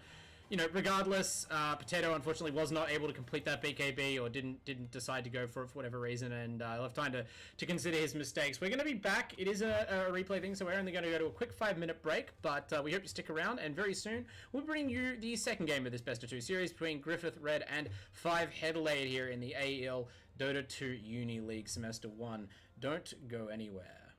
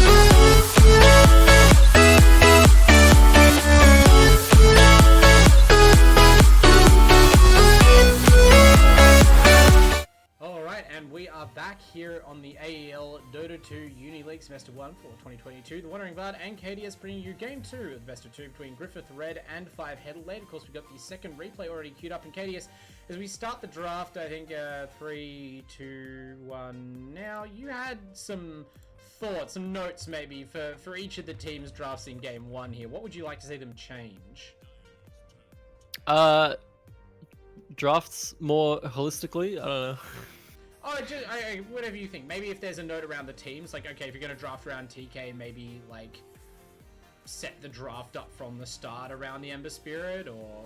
Yeah, okay, alright. So Danoku likes to play late game scaling position 1s. If my memory serves me correct, he likes to play the Faceless Void. He obviously likes to play the Medusa. He likes to play these, position 1 cores that like to be, like, 6-slotted, and then go in, do a ton of damage. I believe he played like Troll Warlord, I think, last season. I could be completely incorrect. And then obviously TK likes to play the Spirits. He likes to play the Spirits, and he likes to play things like Pudge. He likes to play these big tempo position 2s that just want to make things go all the time, and make picks happen. So you have 2 very different players in terms of playstyle, right? But they do work together holistically because you have the tempo position 2 running around the map, making space for the position 1 to power farm, which means the rest of your team needs to be playing around the position 2 and needing to play aggressive early. But, like, I don't know, you have these kind of, like, half-scaling position 3s, half-scaling position 4s. Yeah, so, like, you were mostly happy with the draft, because the Ember Spirit was, in theory, playing a tempo game. In the actual game, maybe he hedged his bets by farming a bit more, or felt pressure by the Night Stalker pick. He had to have a BKB as well, like, sooner than he normally would farm it. But, in general, that was okay. It's just, like, the Death Prophet Pos 3 makes less sense to you than, a traditional initiating Pos 3, something like a Mars is more rough and ready. Yeah, Danoku doesn't like to play for his wins. He just likes to hit creeps until he just wins the game automatically by like birthright of the hero. Wanders into the enemy base and claims it. Yeah, worked for him last game. No, it's a viable Dota strategy. People have been doing it for like 20 years. Yeah, what you got to do is have 4 teammates that can win the game for you and be good at right clicking. All right. Yeah, just hit creeps and then just get 6 items and then just go kill the enemy team. Just get rampages. Yeah. Shaker first phase. I hate this already. I don't like that. We've time traveled with this pick. We have gone back to the past. I really don't like Shaker blind. Yeah. I feel like Shaker is like Pos 2 maybe. Yep. Maybe like Pos 4, but it so depends on the enemy comp. Blinding him is so risky. That's the thing, right? Like, there was a time when this hero was either, like, just safe to basically slam in as a support, or slightly more recently as a flex pick between, like, 3, 4, 2. But it's been a while since I saw this hero in any capacity, so to just first pick it when, I agree, you kind of... It feels like you're locked into being a 3 or a 2, and neither one is something I'd feel confident just saying, yeah, play this into anything. Yeah, you can't touch a Shaker. You could just put the Dragon Knight against it now, and then the Earthshaker can't like play the game. If this is actually Dragon Knight 1, and if this is trying to be like Earthshaker 3 or Earthshaker 4, the Earthshaker can't play the game. Well, the 3 last game was Barrow, right? So, I mean, we can see the Barrow has like a access to conventional 3s. I don't know whether being a Night Stalker player makes you an Earthshaker player as well in the off lane. I'm kind of hoping it's just like a weird 4-pos pick for the Earthshaker. I don't know if that's much better, but at least you don't have to deal with a... Because you do not want to be an underfarmed Earthshaker core, like struggling for your Blink Dagger, and you're meant to be your team's like 3-position primary playmaker hero, right? That's kind of why the hero, even with access to that shard as like a slight alternative, I feel like has fallen off as a 3-pos. It just does less in the lane, it is more vulnerable to be encountered, and it does need that start. Oh, Shaker 3 is really bad. Like Shaker 3 sucks. It doesn't win lane. Like it's really bad in lane. And like the current meta, you need to be a 3 that like wins lane. Yeah. Because if you just let the position 1 like run over the game, you're probably gonna lose. Makes sense to me. Like Shaker is just like so bad before it gets Blink or Force Staff or Shadow Blade or like anything that allows Shaker to just get into it like the middle of the team and click slam. Yeah. In a 5v5 setting. Before that point in the game, Shaker is really bad. Like, it doesn't win. The only time Shaker was good was in like TI when people were doing like the Shaker Pos 2 thing where they were maxing Enchant Totem into melee matchups only. Yeah. Doesn't work against range matchups, but in melee matchups you could go max Enchant Totem, sit in the mid lane, and just stand on the melee creeps, and then when the enemy walked up to last hit, you would just slam your totem on the ground and then hit them for like a million damage. An absolutely like obscene amounts of damage on a very low cooldown.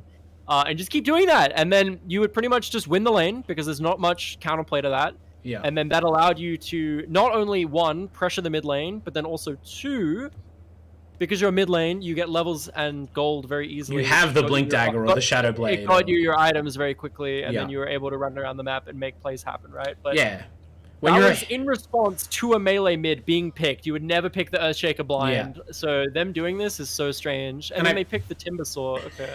Yeah, I feel like this is a support shaker. I feel like this is going to be like a comfort pick for a support player. Or maybe they're going to flex it mid. Maybe they've got some weird combo they're going. But it feels like kind of, you know, oh, well, this is a support. Even if, you know, it's been a very long time since Earthshaker was like a common support pick or a common pick at all. I feel like recently when I saw Earthshaker picked up, it was mostly just like as a complement to a Morphling, right? That's been the most notable thing about the hero in recent years is Morphling abuse. Really good here. Because, well, okay, so if it's a Dragon Knight one, Timbersaw does really well into Dragon Knight because he just has tons of armor for free. He has tons of health regen when you're doing, you know, Dragon Knight's like poison attack in dragon form.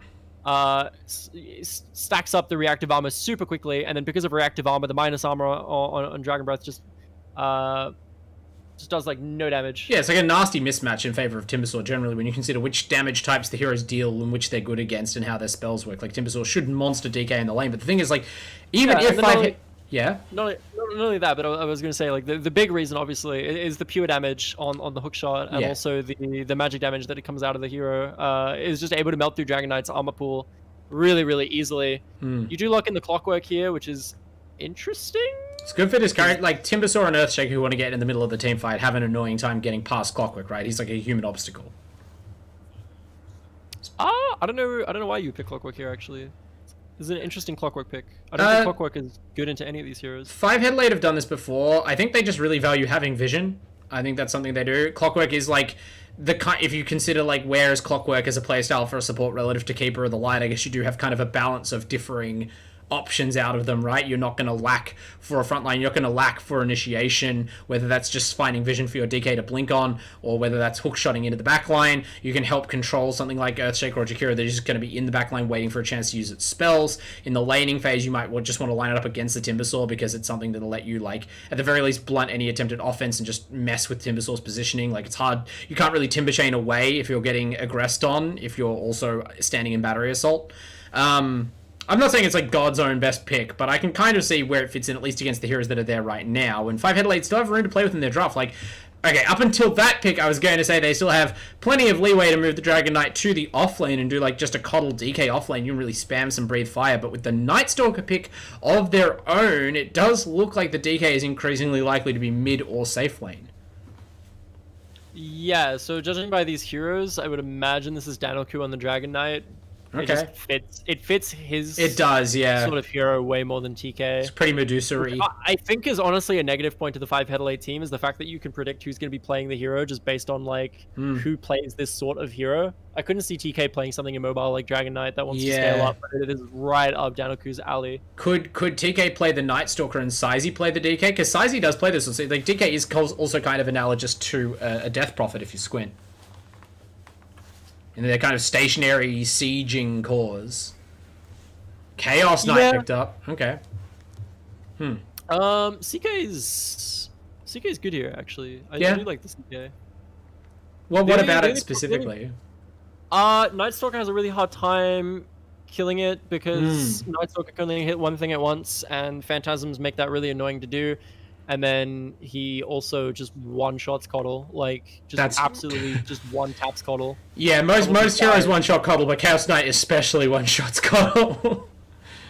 One-shots most heroes actually. It's more just like, I guess when I look at Chaos Knight, I'm like, damn, you can really one-shot like a Death Prophet or something. But it's like DK and Night Stalker might be some of the like couple of heroes that you won't really easily explode with Reality Rift. Still nothing that makes Chaos Knight a bad hero at all in this draft so far.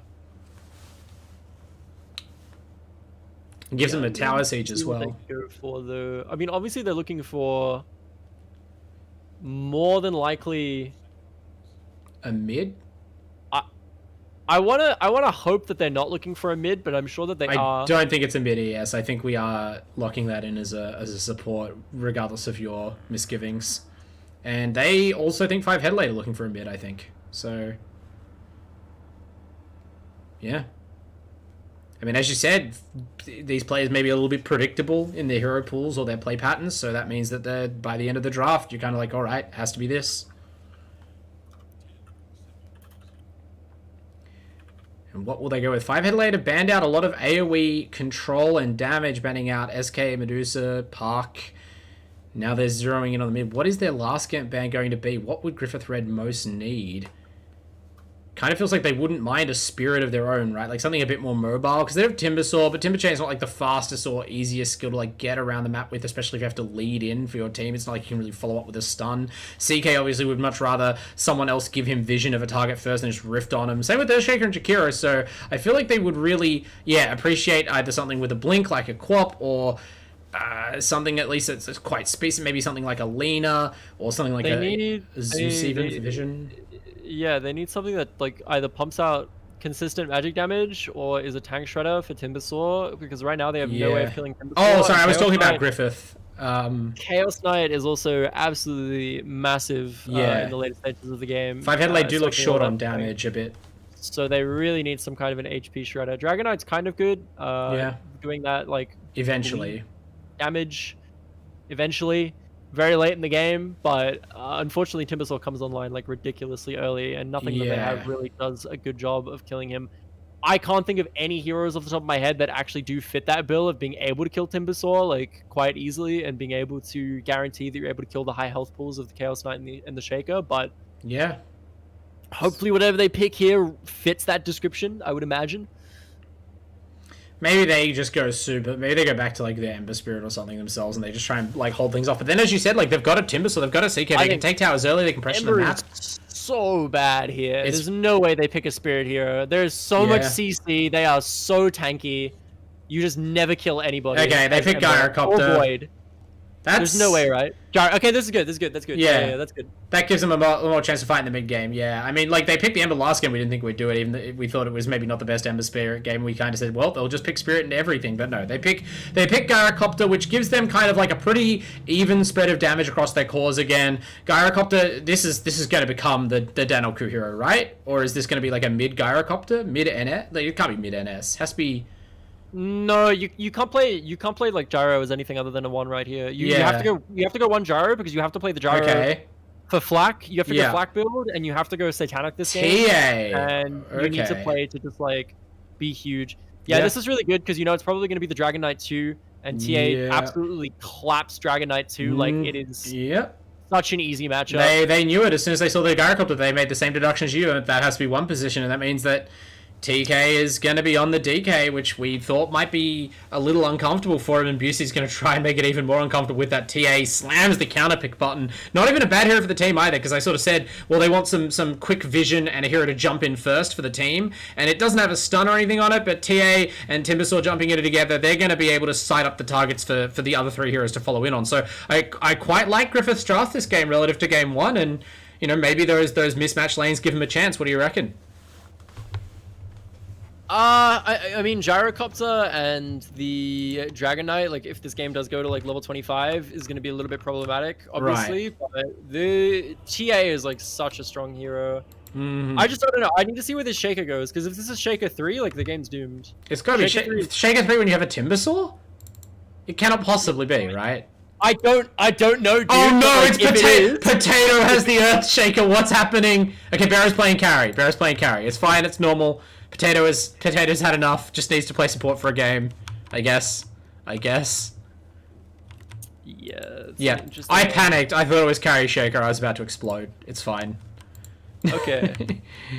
Roots Tango on 4 Shaker. Is that standard? I guess it's kind of boots on Shaker is right, because the thing about Shaker support is you're not scrapping in the early game, and even if you are right, it's better to be able to move in and out of fights, because that's his problem, right? He needs insane positioning on Fisher, and other than that, as a melee hero, like you need to be able to control when you're engaged on, because if the enemy goes on you while you've cast your one long cooldown stun that's useful, like you are in a bad spot. So you need to be able to move independently. Your Timbersaw is going to be fine keeping himself alive, so long as you aren't picked on like the Venge was last game in the PL lane. It's such a bad hero early, man. Like, you're just looking at Fisher. Yeah. This hero, in the span of 42 seconds of a game of Dota, Cast, yeah. doing as much as he can Fisher twice, and then will run out of mana and can't do anything. It's a total of 2 seconds of stun and 220 magic damage. That's it. 2 seconds of CC every 40 seconds. That's pretty...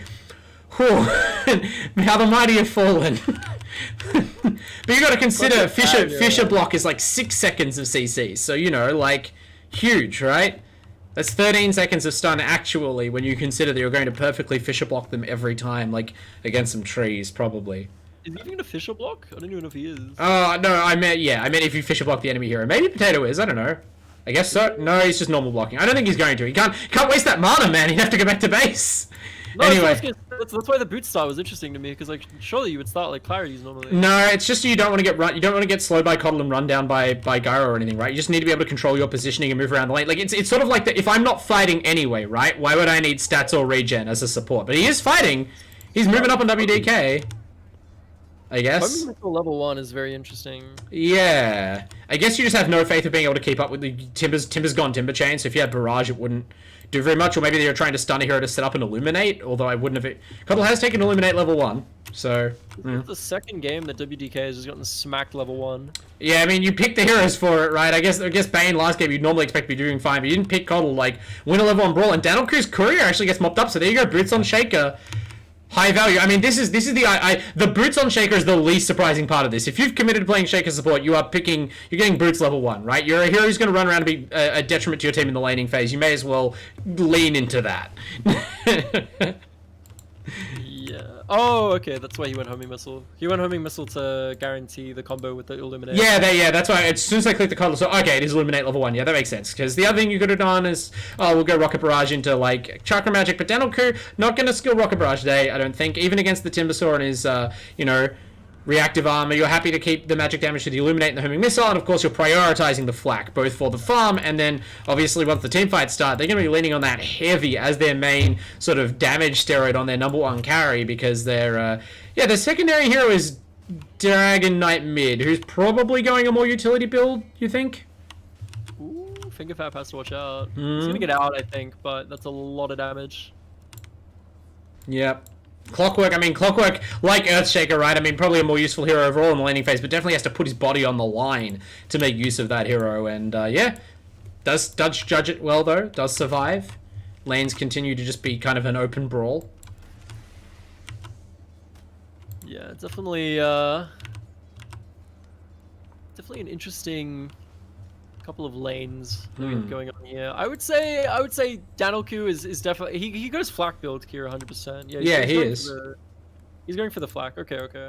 I want to see no points in Rocket Barrage. I want to see flak maxed out, and then I want to see him put points in stats. I think we'd fully just go for like the Satanic build, because you need Satanic, right? Like if you have Satanic and you're able to like live shatter or like stay back to the point where you don't get shattered immediately, and you can sit back and flak.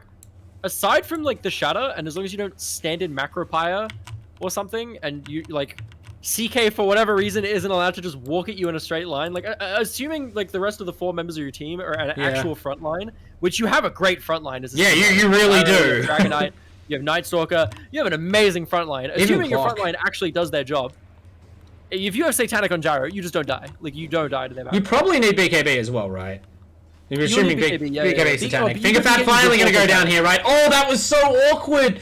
I think the presence of that one creep actually dragged Barrow in. He was he got a respectable distance away from that Chaos Knight and hit the cogs button to try and save his own life, and it just kind of, the presence of a tree and a creep and the physics just kind of suction the Chaos Knight into the cogs, finishes off that final hit and picks off the support for first blood. So that's great stuff. I mean, Barrow had a solid game on Night Stalker, right? Definitely kind of, at least if you look at the stats, which caused bias for core heroes, but definitely led his team, had some great plays as well, and now kind of making the call or being told to go into the carry role and getting off to a good start in the laning phase. As Danelku gets Fisher trapped a little bit, but there's no damage, there's no mana, importantly, on Bentasai. Actually, yeah, this has been a multi-role swap, because Bentasai was on the 4 position Undying last game. So they've moved Potato to support, they've moved their 4 position to 3, and they've moved their 3 position to 1.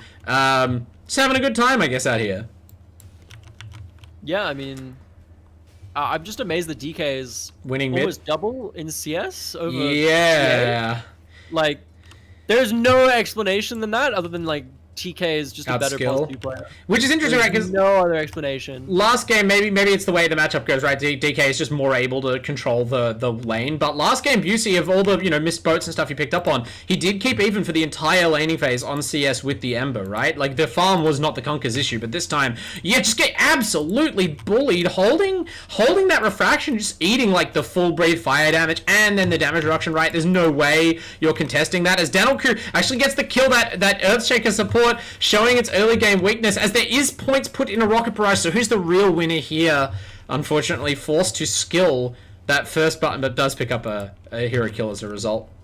Yeah, but skilling that first button is going to slow him down in terms of his GPM. So yeah, it's 1 kill on the board. Negative like, gold overall. You imagine imagine maxed an extra level earlier is actually going to slow him down in terms of his farm, like taking stacks a little bit earlier than he Galaxy Brain support play to try and bait your opponent into misskilling there. I appreciate this stuff. This is the kind of stuff you expect out of a 4-position Earth Spirit picker. As Potato rolls around, he's going to at least try and control or remain aware of the stacks. He's really been shadowing WDK. Every time the Coddle goes missing from the lane, you know what he's up to. And the boots have allowed him to kind of just like follow the man around on his horse. It's not like Coddle's going to solo kill the Earthshaker. So it's just trying to mess with him as much as possible, but there are still stacks being created for the Gyrocopter, and over in the Triangle, it's a similar story. The Ancients are being prepared, so it does feel like you are going to have to rely on this Barrow CK and the TA to get some pressure on in the mid-game. Figure Fat, this time the cogs work for him. Probably going to be able to TP out.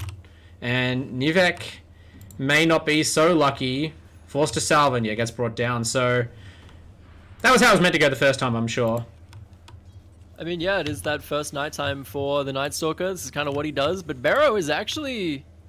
This is a good lane for the CK. You know, CK normally can get bullied early because a lot of CK's damage relies on those crits in the early game, which before he gets a lot of points in Chaos Strike is not the highest chance of happening. Okay, so Bentasai just decided, like, without the Earthshaker anywhere near the lane, he just decided, I've had enough of getting Chakra-Magic Homing Missile combo, and kind of went in on Danelku. Both heroes getting very low, had the mangoes to try and push it, only needed, like, 1 more chain of nukes, but backed it off a little bit. So both heroes now actually quite low in lane, but I feel like Bentasai's kind of given up the momentum a little. I really thought we were going to see one of them die there.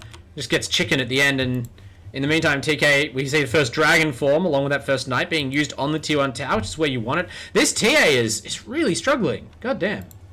Yeah, I mean, it's just not knowing the matchup, right? Like, I've seen Busey, like, walk up to the mid lane to try and CS without refraction on preemptively multiple times. If you walk up to the DK and you don't have refraction on, you're just going to cop stun into Brave, the Flame Breath, into like autos, and you're just gonna take a ton of HP, right? If you have refraction on though, you walk up to CS, he can't actually play the game. Like the hero can actually not do a thing. Yeah. I'm glad that you analyzed that, because I saw that happen. I went, he's meant to just have refraction on, right? It's on cooldown. It's off cooldown. You can press it, but yeah, BC's just holding it all the time. You just click it before you walk up to the wave, and then you hit the wave, and you hit the DK if he's standing in the wave as well. But he's just not doing that. He's just like walking up without refraction, being greedy on mana, wanting to hold his mana for whatever reason, even though refraction costs like how much? 100 mana. It felt like it had to be some times before you go and you have a bottle. Like... it had to be some kind of bait or something. I'm not really trying to suss it out, but in the end, it hasn't worked out. So TK, I mean, TA's loss is TK's gain. Now this Dragon Knight is up in the top lane, having cleared the enemy tier 1 at 8 minutes. which will, I guess, it gives the TA some space to farm, but this DK is the highest farm hero on the map, and this was the lane which we thought that last pick had really secured for the Radiant. At least they're going to maybe secure this Radiant safe lane even more than they already had. Sizey is going to actually get to pick off Nivik, though. The Night Stalker is a bit slippery. Barrow kind of lost him in the trees there. Unfortunately, the cooldown on that level 1 Chaos Bolt just a bit too long. And, yeah, I thought they might be able to secure the offlane kill there. In the end, they just give one up. At least Barrow is still farming hard. He's going to lead his team on CS as he progresses towards that armlet. But, now he's 1v2. Fingerfap, Barrow moving in. The Earthshaker's come up. But, of course, that fish is going to be his only contribution for about 20 seconds. And, oh... yeah, what else can you say? Here, his time will be later. Potato's going to come up clutch in the late game. Huge Echo Slams eventually. Danoku, sister, TK, maybe. Yep. No, he's alright. Hanging in there. I mean... he was If he wasn't that would have been disastrous. Yeah, I guess this is something else that TK winning the lanes allowed him to do, right? Danoku, after that scare in lane against Timbersaw, went, actually, I'd rather go and clear all these stacks, but I don't want to give Timbersaw the chance to do what Timbersaw does and just stand behind my tower and let his creeps take it. So, hey, can I call my mid-Dragon Knight, who's already completed his responsibilities in mid, to come up here and stand his ground against the Timbersaw? And turns out they can. TK and Danoku farming in perfect unison, and that harmony of their playstyles that you mentioned really showing here so far. Yeah, I do like the build that we're seeing. TK. See, he might be in trouble. No, WK, the great stun on the Timbersaw just as he was about to go for another nuke, and that gives time for WK to arrive. Man, TK is so clutch. How did that dual breath hit? That hitbox is insane. It's so much larger than you think it is. That like completely missed him and still hit. Yeah, it's one of those. It's like Quop's. I don't know if how much they ever fixed Quop's ultimate, but it's like Quop's old ultimate hitbox, which is like completely the wrong shape. And, you know, sometimes they don't keep up with the graphics versus the effect. Sizey, I mean, we've seen how hard Night Stalker is to kill, and with that Earthshaker again, this hero is just... I'm not sure why, if you pick this hero, we've seen it mostly be sort of statically in a lane, which is just sort of the least valuable thing it can be doing. Like, you really need to be moving into ganking positions and catching heroes off guard as a +1 for Fisher to show up, and then that maybe hopefully kind of snowballs you into an earlier level 6. At least you can be creating stacks, which Potato is looking to do now, but he has looked a little bit lost on this Earthshaker, not sure whether support is a role Potato plays particularly often. But, yeah. What? He didn't even open on Danoku. Interesting. Oh, now they've actually found Barrow. Fingerfap getting in there as the Clockwork seems a little bit far behind, but Sizey will catch up. Has that Dark Ascension. It's nighttime, baby. It is now. And they're moving right on that Earthshaker. Oh, no. Can't even get his one spell off. Silenced by the Ascension. Barrow, though, had that armlet. He's able to toggle through it. Danoku really wants to get even one bit of DK poison just to make this harder, and yeah, I mean, there's just not a lot of ways out for poor Barrow here. Eventually run down. Sizey has the speed required, although with the Dark Ascension ending, just kind of hovers back up to the high ground. Understands he can't really stay in this fight forever, at least as aggressively as he was.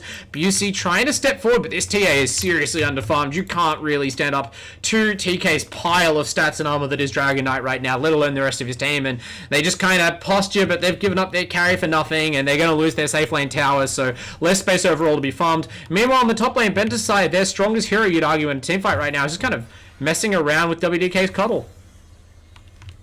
Yeah, I mean, Earthshaker struggling to click his one button that he has actually. Just got silenced immediately. Yeah. Struggling to use his 160 damage nuke on a 19-second cooldown that's starting for 1.25 seconds. Yeah, it's true. It's up to 1.2. It goes up a quarter of a second. Good lord. I still really making sure this hero spends some time on the bench, but that's alright. It's because like Earthshaker has so much X factor that like having consistency as well is like not good balance.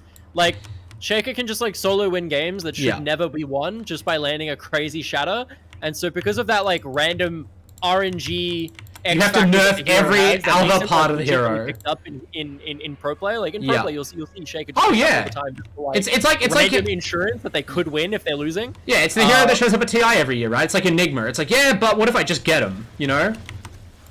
Oh, actually, the hero works. Well, unfortunately right now it's really not. His Potato sort of wanders up. He does get the fish off that time, but unfortunately it's going to cost him his life. Nice little hook shot by Fingerfap. Had that high ground. Ooh, that was nice. Yeah, the single worst spot on the map to fight if you are the Radiant, arguably, is certainly at this phase of the game. But of course they knew that Danoku had stacks up there, so they know how important it is to contest. The strength is just not with their team right now. Like, they just cannot take that fight, and they get blown up for trying. Unfortunately, that Earthshaker is just real dead weight right now. Can't even get to level 6 to get that Echo Slam going, and the level disadvantage, if not the gold disadvantage, is weighing on him right now. Not to mention just how strong a hero like DK is, even without this Blink Tech, just the huge bundle of stats available. The fact that Danilku is like the highest hit level, highest farm hero. This means he can stand his ground against anything. Is he putting points into missile instead of stats? Go just skill stats, man. What are you doing? You're farming stacks. Just what are you putting points in missile for? To kill the Timbersaw, I think. I don't know. I don't know, man. Stats don't feel very good. +2 to all attributes. He's put 1 in stats. Never mind. I take it back. Yeah, okay. We'll have to watch and see on this time. But Potato just playing very dangerously up near Sizey. I mean, if he gets spotted, if the Night Stalker thought it was worth the cooldown, could just get the kill. Speaking of just getting the kill, Barrow just kind of snipes the Coddle in the mid lane. I think Coddle just, drifted forward, didn't realize he was standing on the TA trap and probably got reality rifted. So there's that one-shot factor you were talking about. So they just... I imagine we saw a missed hook shot there. Yeah, gets praised for his efforts, and now Sizey. Okay, so a little bit of momentum going the Radiant's way. Clockwork kill doesn't work out. Your Colin gets picked off for free. Your Night Stalker gets picked off, not for free, but the commitment works out from the Radiant. Just great map movement. Now they're starting to get a bit of momentum. There's the Echo Slam. Potato. Yeah, I think Potato really just wanted to show off the Arcana, so we're getting some of that effect going on. Yeah, all good. I saw the lag. Okay.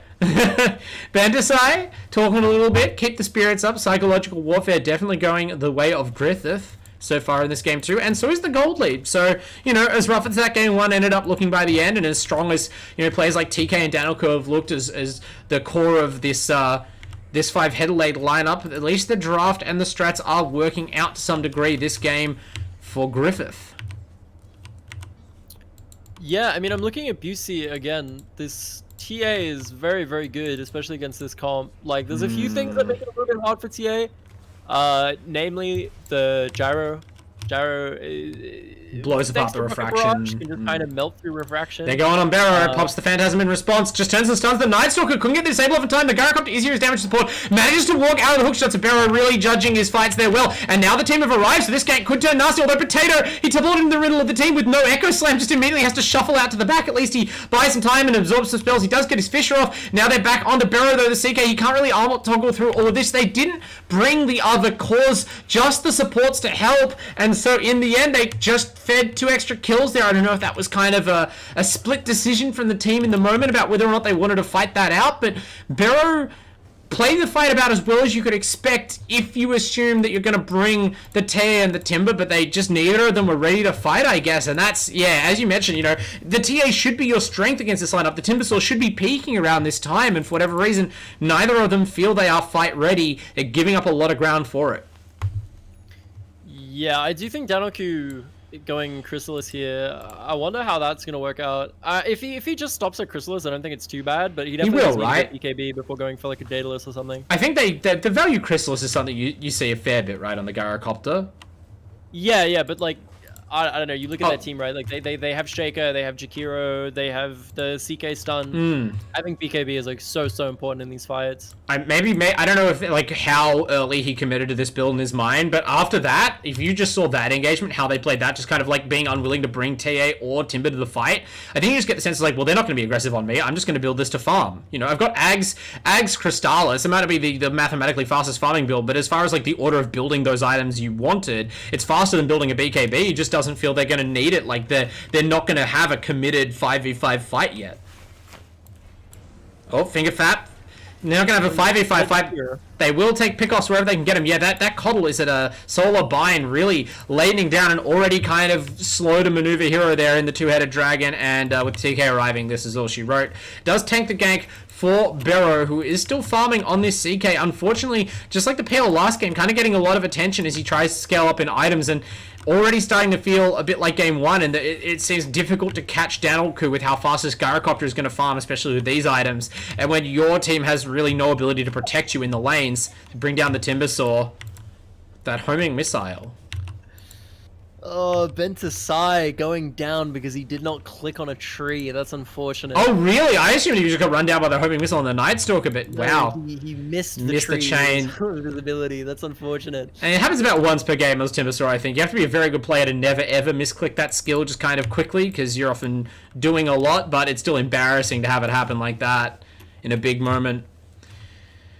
And his team really needs him to step up. He's the weakest, at least on net worth, of all of their cores, and that's behind the TA we've been questioning. Now Barrow going to try and make a play himself, gets an assist. There's that one Earthshaker stun, and even finds the second. Walked in an Enchant Totem. They finish off TK just kind of slipping, disrespecting their damage potential. So if you didn't think you would be under threat as a Dire core, they have news for you. Busey has completed the Blink Dagger Dragon Lance, queuing up the Desolator next, so committing to damage, but it's still very late to have these items, and yeah, I guess you'll have to just watch this TA to see whether or not she can work her way into the game, because it does feel like the hero is already well behind its expected pace. At least they're getting the tier 1 now, but there's a lot of counter-aggression. They isolate the Timbersaw again, and he's not as tanky as he'd like to be. Bentasai going down for the second time in as many minutes, and now Sizey on this Night Stalker, chasing hard, wants Potato. Poor Potato, couldn't get it done as the carry last game, and now this game as the Earthshaker is having even less fun. Busey goes to ground next to his tier 2, about as defensible position as you can get, but that's okay. They're backing off. There's a different objective they want on the map, perhaps the Dire. Nivek is actually the one hiding in the Roche pit, but I feel like the Dire at any time, if they don't want to go on a tier 2 that could be easily defended, the space around Roshan is all theirs right now. They even have the high ground vision in the Radiant Triangle, so it's really just, I think, the matter of how slowly they'd take it right now that's holding them out of the pit. And kill Jakiro much more easily as Nivek kind of wanders out of the pit at the wrong time. And yeah, they just have command of the whole map all of a sudden.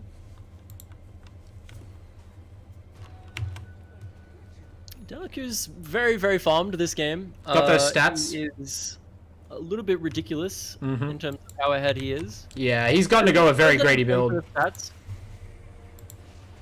Oh, Coddle, what are you doing? Blows Busey on the tear out of Fingerfap's cogs, thus killing the Clockwork. I mean, maybe he would have died anyway, but I'm sure he's not a huge fan of his captain's play there. WK, they're going to get out, and that's what's important, you know. Captain's going down with the ship, whoever told you that? Moron. Captains teleport out of the sinking ship and survive because they're the most important member of the team, even when they're the 5-position Coddle. That's the wisdom you should take from this. They are making space. This TA is still like... Yeah, it's brutal. 2k gold away from Deso. And it's not even like Busey who's been heavily ganked, right? Like, it's Barrow who has been, and to some degree, Bentasai as well, who's been, like, kind of suffering from the attentions of the Dire. It's almost like Busey has been the one who's had space made for him and still can't find the farm you'd hope for on this TA. This was their last pick of the draft. Like, this is the hero that they needed to have the high impact, that had the favorable lane, and it's just... should. Yeah, well, I mean, on paper, right? Like, TA, like, Dragon Knight shouldn't be able to play this lane at all. Like, Dragon Knight should be bullied, like, super bullied, really, really hard. But it's just, it's just like a little bit of matchup inexperience, not using refraction at the correct time, probably not, like, melding correctly in lane to abuse the fact that Dragon Knight kind of needs to right click on you to do letting TK, like a player like TK would know, even in this bad matchup, like just simple laning aggression and decisiveness let him take advantage and take an early lead, and hasn't looked back, although he is now behind on net worth, behind Busey. It's because of the difference in playstyles you mentioned. TK is the real tempo setter, and he sets the tempo there, initiating that gank with the blink stun, and he's tanky enough, he doesn't mind being a bit behind, although wow, he gets evaporated there. The combination of Timbersaw and TA pretty good at destroying healthy armored heroes, but yeah, I mean, overall the game, it feels like TK is still up, but that does put him a full, you know, 500-ish gold behind Busey. This TA is slowly working towards the Desolator. They're going to have to call on the services of this Gyrocopter sooner or later. He's building up that BKB very soon now, Danolku, despite that greedy choice of opening with every item except BKB, will be fight ready, and then I think we're going to see some fireworks. Yeah, I mean, it's all going to be those big team fights that are going to be coming up, right? We do see the Earthshaker coming up on the second point, and that ultimate, he's got the Blink Dagger online. Macropire is available for the Jakiro for the upcoming fight as well. It's just going to be that big wombo combo of the slam into the Macropire, so much AoE damage. And then, yeah, we are starting to see the Chaos Knight and the Templar Assassin starting to really pick up some damage there as they get their items coming together. And then, obviously, Timbersaw spamming that Whirling Death, Yeah. lowering those stats on all of the enemy heroes is just going to make the job of those cores that much easier. So I'm excited to see if they're able to turn this one around. It is definitely possible. Yeah. My only concern is with this Gyro BKB is going to be every inch as good as we thought it would be, and maybe even a bit better, right? Because I would have figured, well, if the Gyro is going to BKB and try and sit at the back, this Blink Deso TA, in theory, is what you're meant to be countering it with, right? Like, even if you're BKB'd as Gyro, you can bring more burst damage than hopefully he can deal with before he has the Satanic, at least. But this TA is so far behind, you may not even have the Deso ready. Even if you do, I don't think Busey is really going to be able to play that role as much as they'd hoped, and Danoku just seems to have no natural predators on the map. Yeah, no, normally I would say you would go Satanic here, but I think Danoku, he's just going for the Morbid Mask and then looking to go for Skadi, and then I would imagine he'd translate that Morbid Mask into a Satanic afterwards, and then probably finish up with the Deso last. Yeah, again, senses he can be greedy. The last, I should say. Yeah, just going for a little bit more of a greedy build, going for a little more damage with that Skadi, going for a little bit more aggression, being able to chase people down in these fights. I think that's fair. He hasn't really been focused too much, and he is so ahead, especially with that BKB right now. I think the Satanic survivability might be a little bit overkill, might not even be necessary when you are spending these fights predominantly at full HP. I know you said Danoku really likes to be 6-slotted and just likes to farm as much as he's allowed to, but it does seem like, especially setting aside the Gyrocopter, like overall the Radiant are farming faster during this last sort of extended period of peace. Like, Bosi has gone from having like nothing to having like now actually got the Blink Deso online. Obviously still wants a BKB as well to have something close to what you consider core for a TA, but it's a lot better than he was doing previously, and crucially it's faster than the Dire heroes are progressing their items outside of that Gyrocopter, right? Like the TK Dragon Knight has not kept up, neither has the Sizey Night Stalker. They are getting kills, they're going to get another one here on the Timber, but overall I have to wonder, like, do you feel as though the Dire should be pressing their advantage more now they have Danoku's items, or? Oh, 100%. This is they are doing it as I spoke. Yeah. Yeah, you're absolutely massive right now as Danoku, 100%. You should be looking to walk all over the map. The only person that's really a problem right now for Danoku is Barrow. Oh, you know, we see that even gods can bleed in that regard, because Barrow is just so tanky right now in terms of builds. So much strength coming out of these items that, you know, Gyro, kind of hard to burst down, especially when he's not able to Rocket Barrage into the Phantasms, but OC is going to get caught out there. Yeah, that's brutal. They just chain disable this TA. So again, even though you have some of the items, you're still behind where you'd be expected to be as the TA. You've been catching up, still don't have that BKB, and none of the other items matter sometimes when you don't have that one. So, yeah, I mean, it's. I think Shaker a little bit greedy there. He could have, I think, Blink Shattered, and it would have CC'd all three enough to allow the TA to get out safely, but he's holding the Shadow because he wants to make like a cool... And it's the X Factor hero, like you said, right? Game. Yeah. I think on Earthshaker, like, shattering to like save a teammate is almost like just as good as like shattering to get kills. I think like holding Shadow too much is quite bad. It doesn't have like the longest cooldown in the world. It's like a little over 2 minutes. Yeah. And it's about normal for like a big team fight ultimate, but it's like you just feel like you're so much less powerful. You have so fewer plays to make as the Earthshaker, like relative to when you have the Echo Slam available, right? Like with the Echo Slam available, at least in theory, maybe this game is a bit further behind than you'd even expect, but you can really kind of be individually responsible for heroes' deaths, if not fully solo kill them. You can keep someone stunned for a long time. You can do a lot of damage anywhere on the map instantly, but you know, if you don't have that Echo Slam, you really are like a walking occasional fissure. So maybe that's Potato's deal, but you're right, like you can't fall into the trap of feeling like you're the one who's going to have to solo win the game with your ultimate when you're a roaming pos for Earthshaker. A little bit overinflated. I mean, Shaker at this point in the game is not so much just a Fisher. Like, you do have like Blink into Enchant Totem, which is like doesn't have the Shard yet, which I'm really looking for. That does change things a lot against these heroes. I don't think you can get a lot of spells off in melee, but Danoku, you know, not reveal the BKB, but unleash the BKB for a second time, and right now it's still pretty much the X Factor. Although, granted, they don't quite have the full teamfight advantage they had last time. He is able to bring down the tier and evade that CK. So as much as you sort of commented on the CK strength and tackiness, Barrow... Oh, actually, that's a great Echo Slam! He was justified in holding it after all. They bring down Danoku. They clutch the fight. Barrow, sick, nasty armor toggles. Potato absolutely makes you look like a fool. Kadius blows you out of the water. You doubted this man's Echo Slamming ability. He shattered that team. That was such a massive, massive turnaround from giving up your own carry and feeding this massive Gyrocopter even more to a 5-man wipe, and your CK toggles his way out of the fight alive. Yeah, that's Jesus. that's why this hero gets picked in CI. Yeah, it He doesn't- randomly wins fights sometimes. Icefrog's taking another 0.2 second stun duration off of Fisher as we speak. This hero is still too good. Wow. Yeah, I mean, what more is there to say? Just really well played. Hit in the trees, found the right angle for the blink into the 3-man shatter, and they were able to melt down the targets in the meantime. And Barrow, as you said, really, really good use of that armlet toggle. I'm going to be excited to see Barrow once he does get this blink dagger online. I probably would like to see more emphasis on the BKB before going for the blink dagger. Just because of the comp that he's playing against. But at the same time, BKB, you know, not insanely as useful as you would think, as they do have, you know, spells like Dragon Tail that are instant, and he can just blink Dragon Tail, so, you know, getting that BKB off in time is a little bit tricky. But at the same time, if you are able to get it off, then, you know, that is not getting Dragon Tailed for he is lining it up. Yeah, he is recognizing the potential for this to happen. Well, I mean, for this to happen to him, right? The version of that where the Night Stalker blinks on you, silences you, you can't cast any spells, and then you get stunned and die, right? Or you get hook shotted and you get chain stunned and die. But I think the Peel and CK approaches to BKB buying are very similar, right? You'll buy it if you absolutely have to, and especially if you're ahead and you feel like you can spare an item. But in general, the hero's approach is like, well, most of the time, ideally, I'm the one initiating, right? I'll have already cast my ultimate, and I'll have already cast Rift before you even have a chance to stun me. And at that point, like, good luck. You can stun me. My illusions are going to finish the job. And you're not going to kill me in the space of one stun, except for 3,100 health and 18 armor.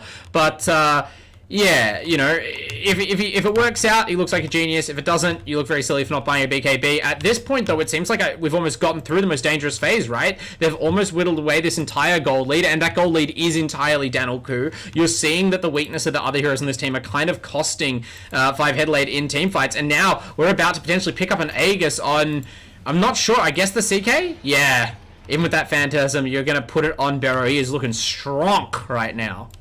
Such a nasty Lotus Orb as well on the Timbersaw this game. There's so much point and click CC that is on this Diet side that if you are having that Lotus Orb on top of you as like the CK, like, you know, at that point, like maybe you don't need BKB, right? Maybe that's what they're thinking. Maybe, right? Because, yeah, most of the spells you were afraid of, right? You're like, oh, well, that Dragon Tail's going to be really nasty. Dragon Tail, like, in-homing missile, that's a lot of stun. Even that Coddle slowdown can be quite punishing, like, just because you are, like, after the Reality Rift, you might not be able to chase a hero down completely, but, yeah, none of that matters when you have the benefit of a Lotus Orb, and it felt like the Radiant core heroes were, like, kind of held up on their item builds for a little bit there. They kind of felt they were forced onto the front foot because this Danelku farm was so insane. They had to get out there and be active. But now that they've won these couple of team fights in a row with some clutch plays, it feels like they've gotten over that hump. We're really getting some core items, and now the Silver Edge on Barrow. He is hunting. He's fully embracing his role as the primary initiator, allowing Potato, who now has a Yules, by the way, to follow up in a lot of situations, potentially with those clutch Echo Slams.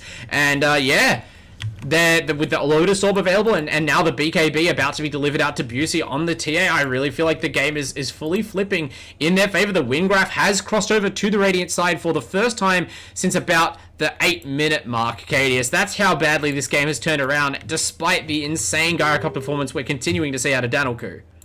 I wouldn't be entirely too sure about how things are swinging too wildly. Danelku did just finish Skadi, which is an item that he's been building for the past, like, I am only describing the official Dota 2 win graph. I am not personally caster cursing either team. Yeah, no, Skadi, very expensive item that is obviously a lot of damage on a hero like Gyrocopter. It's also, the slow is very, very good against their team. Aside from, you know, the occasional blink and obviously Timber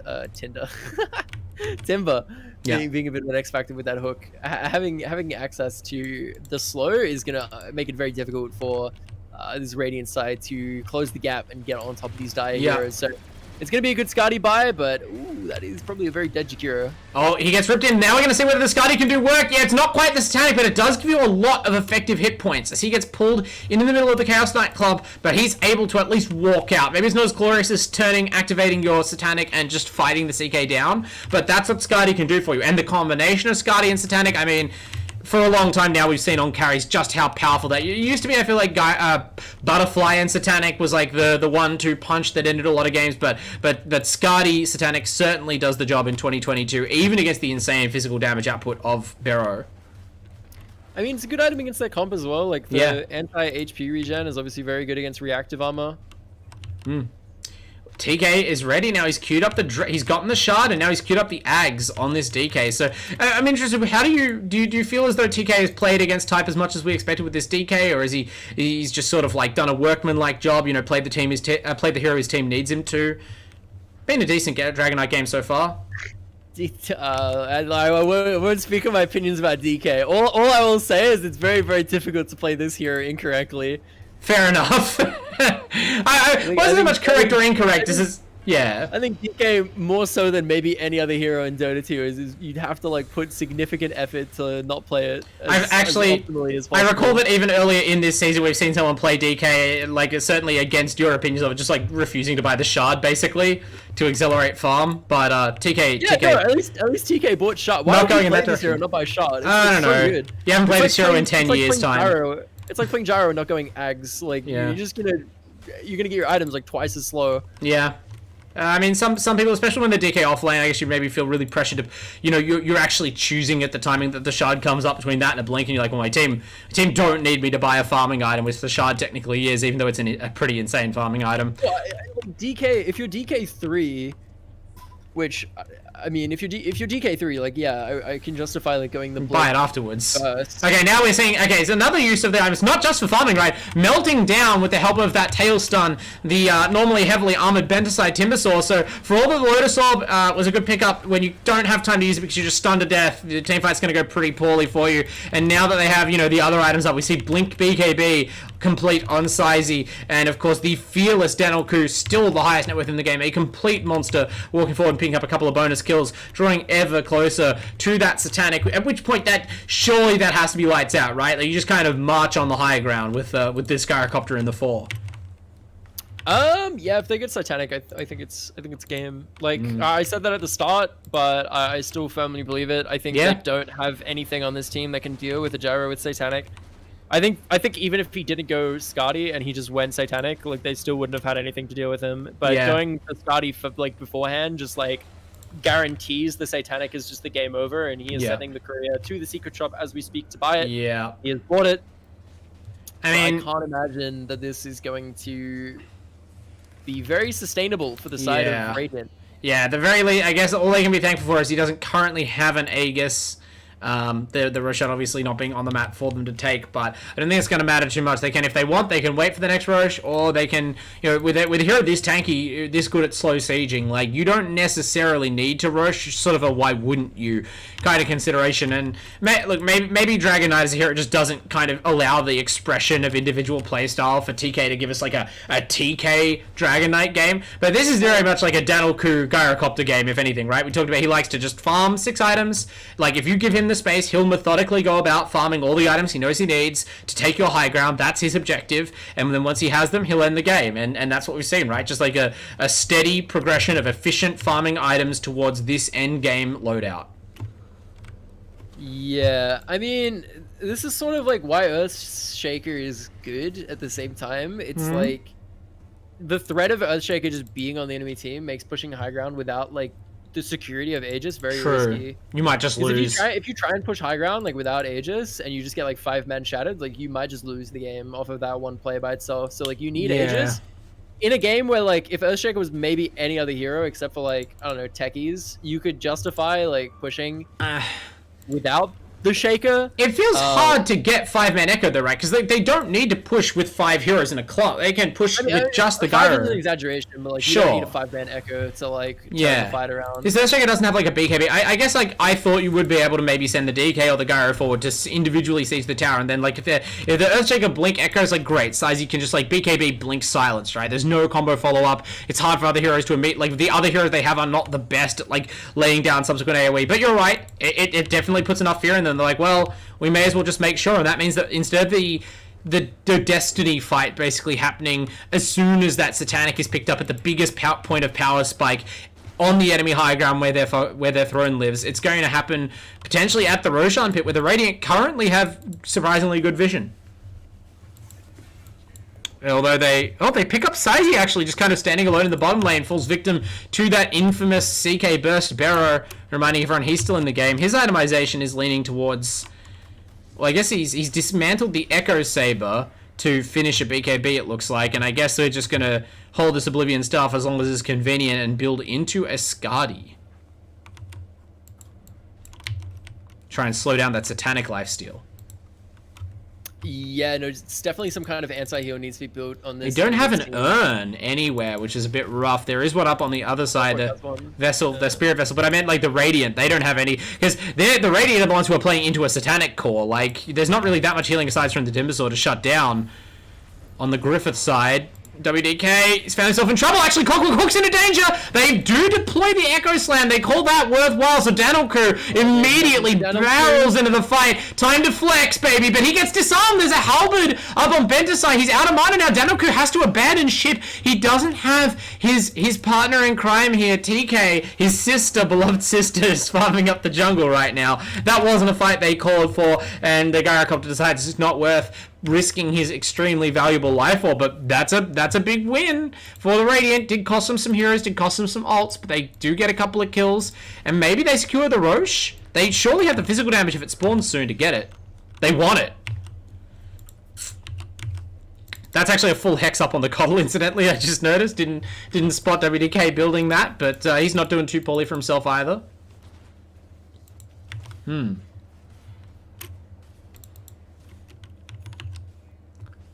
Yeah, Bentasai, honestly, really intelligent building. I'm very impressed by Bentasai's building in this game. He went for the Lotus Orb, which was really, really intelligent, and then he also went for the Halberd, acknowledging that disarm on Danilku is pretty much their only saving grace here. Yeah. I would not at all be surprised if we see a second Halberd get picked up here by Barrow and they rotate them. I think that is not a terrible idea. It does look like he's going for a Satanic instead. Yeah, maybe Barrow's just like, no, I gotta finish my carry items, I guess. But I agree with you. They really like a second one. Maybe it's even worth getting on the TA. Like, I'm no, like at this point, I don't think Busey is your primary carry for damage. You've got Barrow dealing a lot of damage anyway. As you said, it's paramount that you not let Danilku just let rip on your team. But sometimes you just can't stop him. This time they've isolated the Timbersaw, so he's gonna get revenge for that Halberd. Living as long as possible with the Yule Scepter, but yeah, just falling down into the Sizey Silence is going to be the death of him. Barrow at least slipping away thanks to the Silver Edge. TK not able to pursue, no reveal. But now the Dire have reclaimed the Roche. I don't know if that was really a long Roche spawn, but a Roche spawn that ends up being convenient for the Dire. There was a brief period of Radiant control of the pit. Maybe that's what they needed. But if Danilku is a true Chad, he will upgrade his Aghanims and then buy Rapier. Yeah, I mean, that sounds pretty good. Oh, okay, hang on a second. Think of that going in, doesn't want to wait for his team to have the Roshan, but maybe should have waited, actually. Has a Ghost Scepter that's going to keep him alive against Busey. Busey now forced to BKB, standing and fighting, but it's Danilku and TK. You cannot stand and fight that. Barrow's nearby, but he doesn't have the Phantasm available for 20 seconds. This is not really a great fight. He's going in nevertheless. He's on top of the Gyrocopter, and I guess it's good enough. They are halberding, and the Lotus Orbs are firing off in rapid succession. They might bring down the Gyro, but Barrow, he's knocked away by WDK's blinding light. It saves the game, potentially. At least it saves Danilku, and that is decisive, it feels like. 3 heroes dead for the Radiant. Danilku's massive Gyrocopter lives after all, almost killed through a huge wealth gap, but clutch Coddle play. What did I say in draft? What did I say in draft? If he got Satanic, they would win? If he gets Satanic, he cannot die. There's no way. No way he dies against that comp. He has Satanic, he lifesteals through 5 heroes trying to kill him like it's nothing. He is literally AFK standing still, right-clicking and living. Yes, his team did have to help him. He needed all of them there assisting. He needed the Lotus Orb. He needed the Blinding Light. I think even if he died at the end there, they still have 3 alive and they can still see him. Oh, sure, but like that was not just like they catch Danilku alone and kill him. Unfortunately, it was kind of like the Radiant who got caught out there. We saw this TA who's had such a hard game overall, be in a really awkward spot the whole fight, just kind of couldn't get out to the position you really want to be and to just unleash for a few straight seconds. Also awkward halfway to a Daedalus when this critical game-turning fight is happening, but unfortunately they kind of, whether they wanted to or not, all in on that. There's no buybacks available. They just lose the top racks instantly to all this damage, and with a there's no leveler. Where's the leveler? They have one, right? I guess the Radiant do. They do a bit of damage to structures. Yeah, I thought they had a leveler, but it's only Busey who has one. This is just this is the amount of damage that they do by themselves, which is pretty frightening. Busey does not have refraction. Yeah, Busey, BKBs.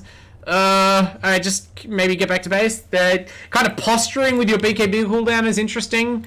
The Dire not intimidated by this fragile assassin. Now she tries to wander back in. No BKB available. Gyrocopter a little bit far forward, but you can see Busey just barely tickling Daniel. TK, great play by Barrow, isolating one of the cores, finishes off TK, but of course Danielku is godlike and has an Aegis still, and is about to give Mega Creeps. Actually just turns, gets Chaos Bolted. Clockwork is currently disconnected. He's also in the fountain, so... Danielku doesn't have a Satanic cooldown. He still has Aegis. BKB is available.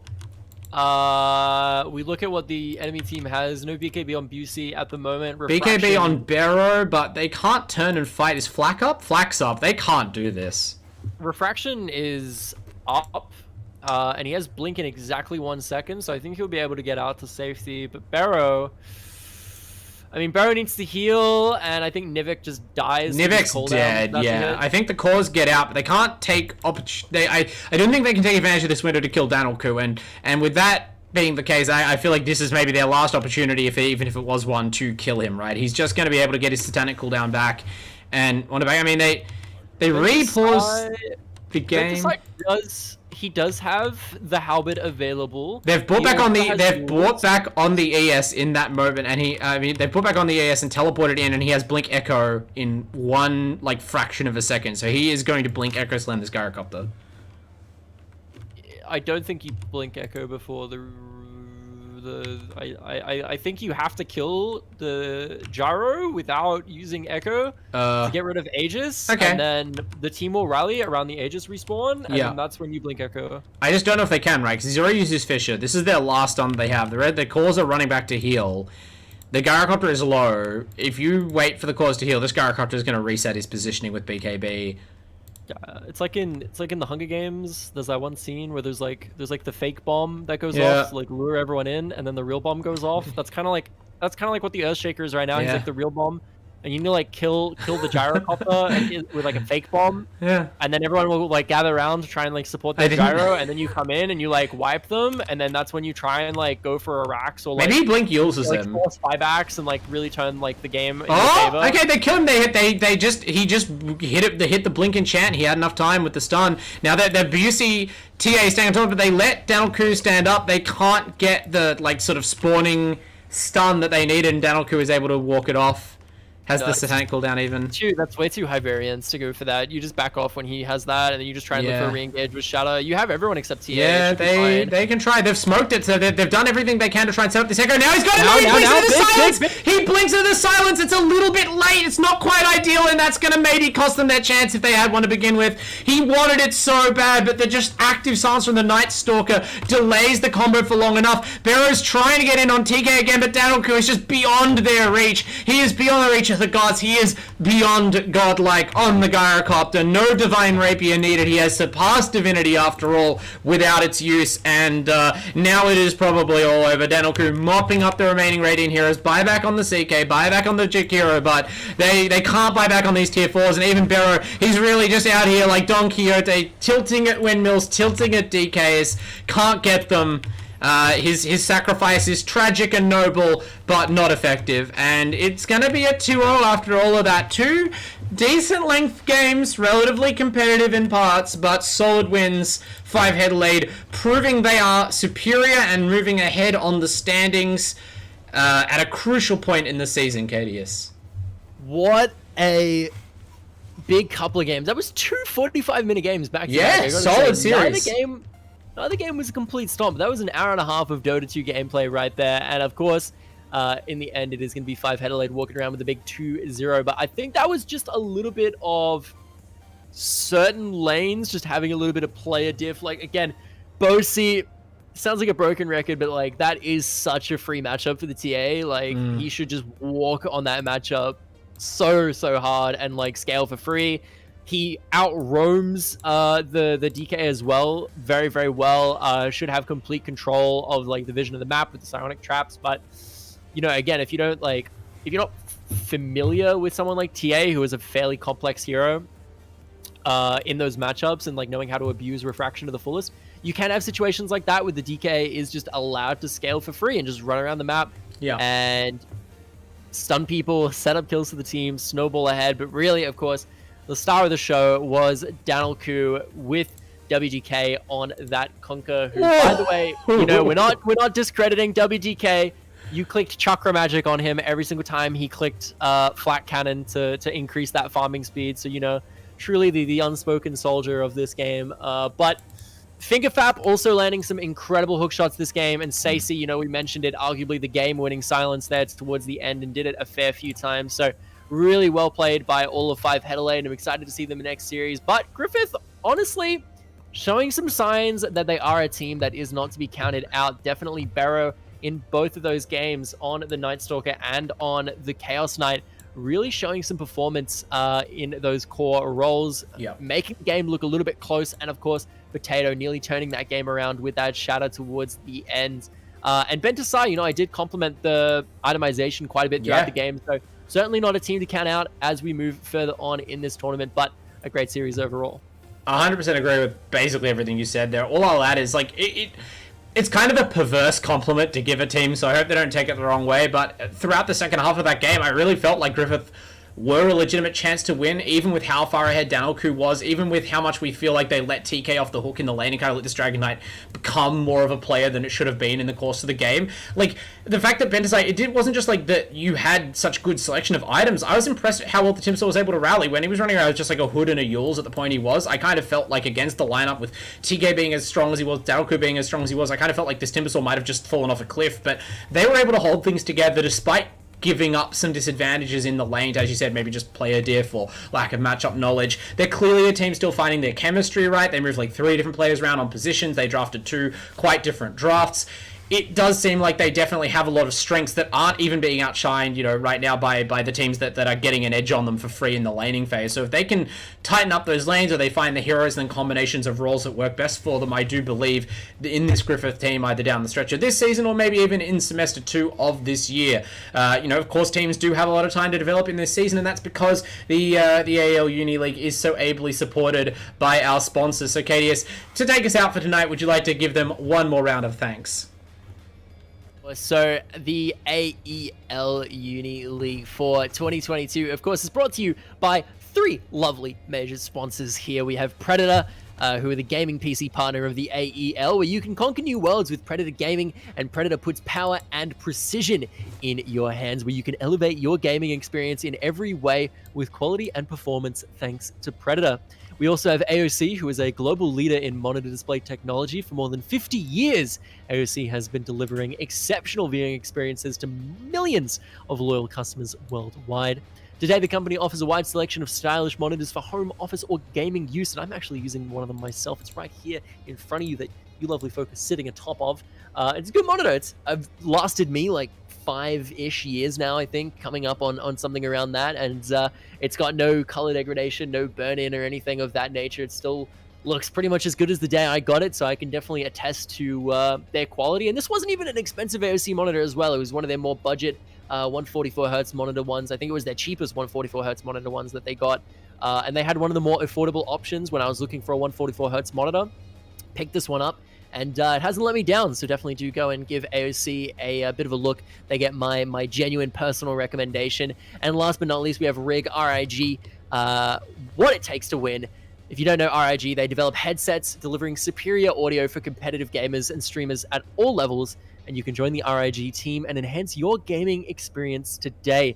As well as that, of course, make sure to check out the Australian Esports League on all your favorite social media platforms. If you want to find out about the AEL in general or our upcoming events and live streams, make sure to check out /AU Esports League on pretty much everything. You've got Facebook, Twitter, Instagram, YouTube, and even TikTok for you Zoomers out there. And right here on Twitch, where I'm sure a lot of you are watching.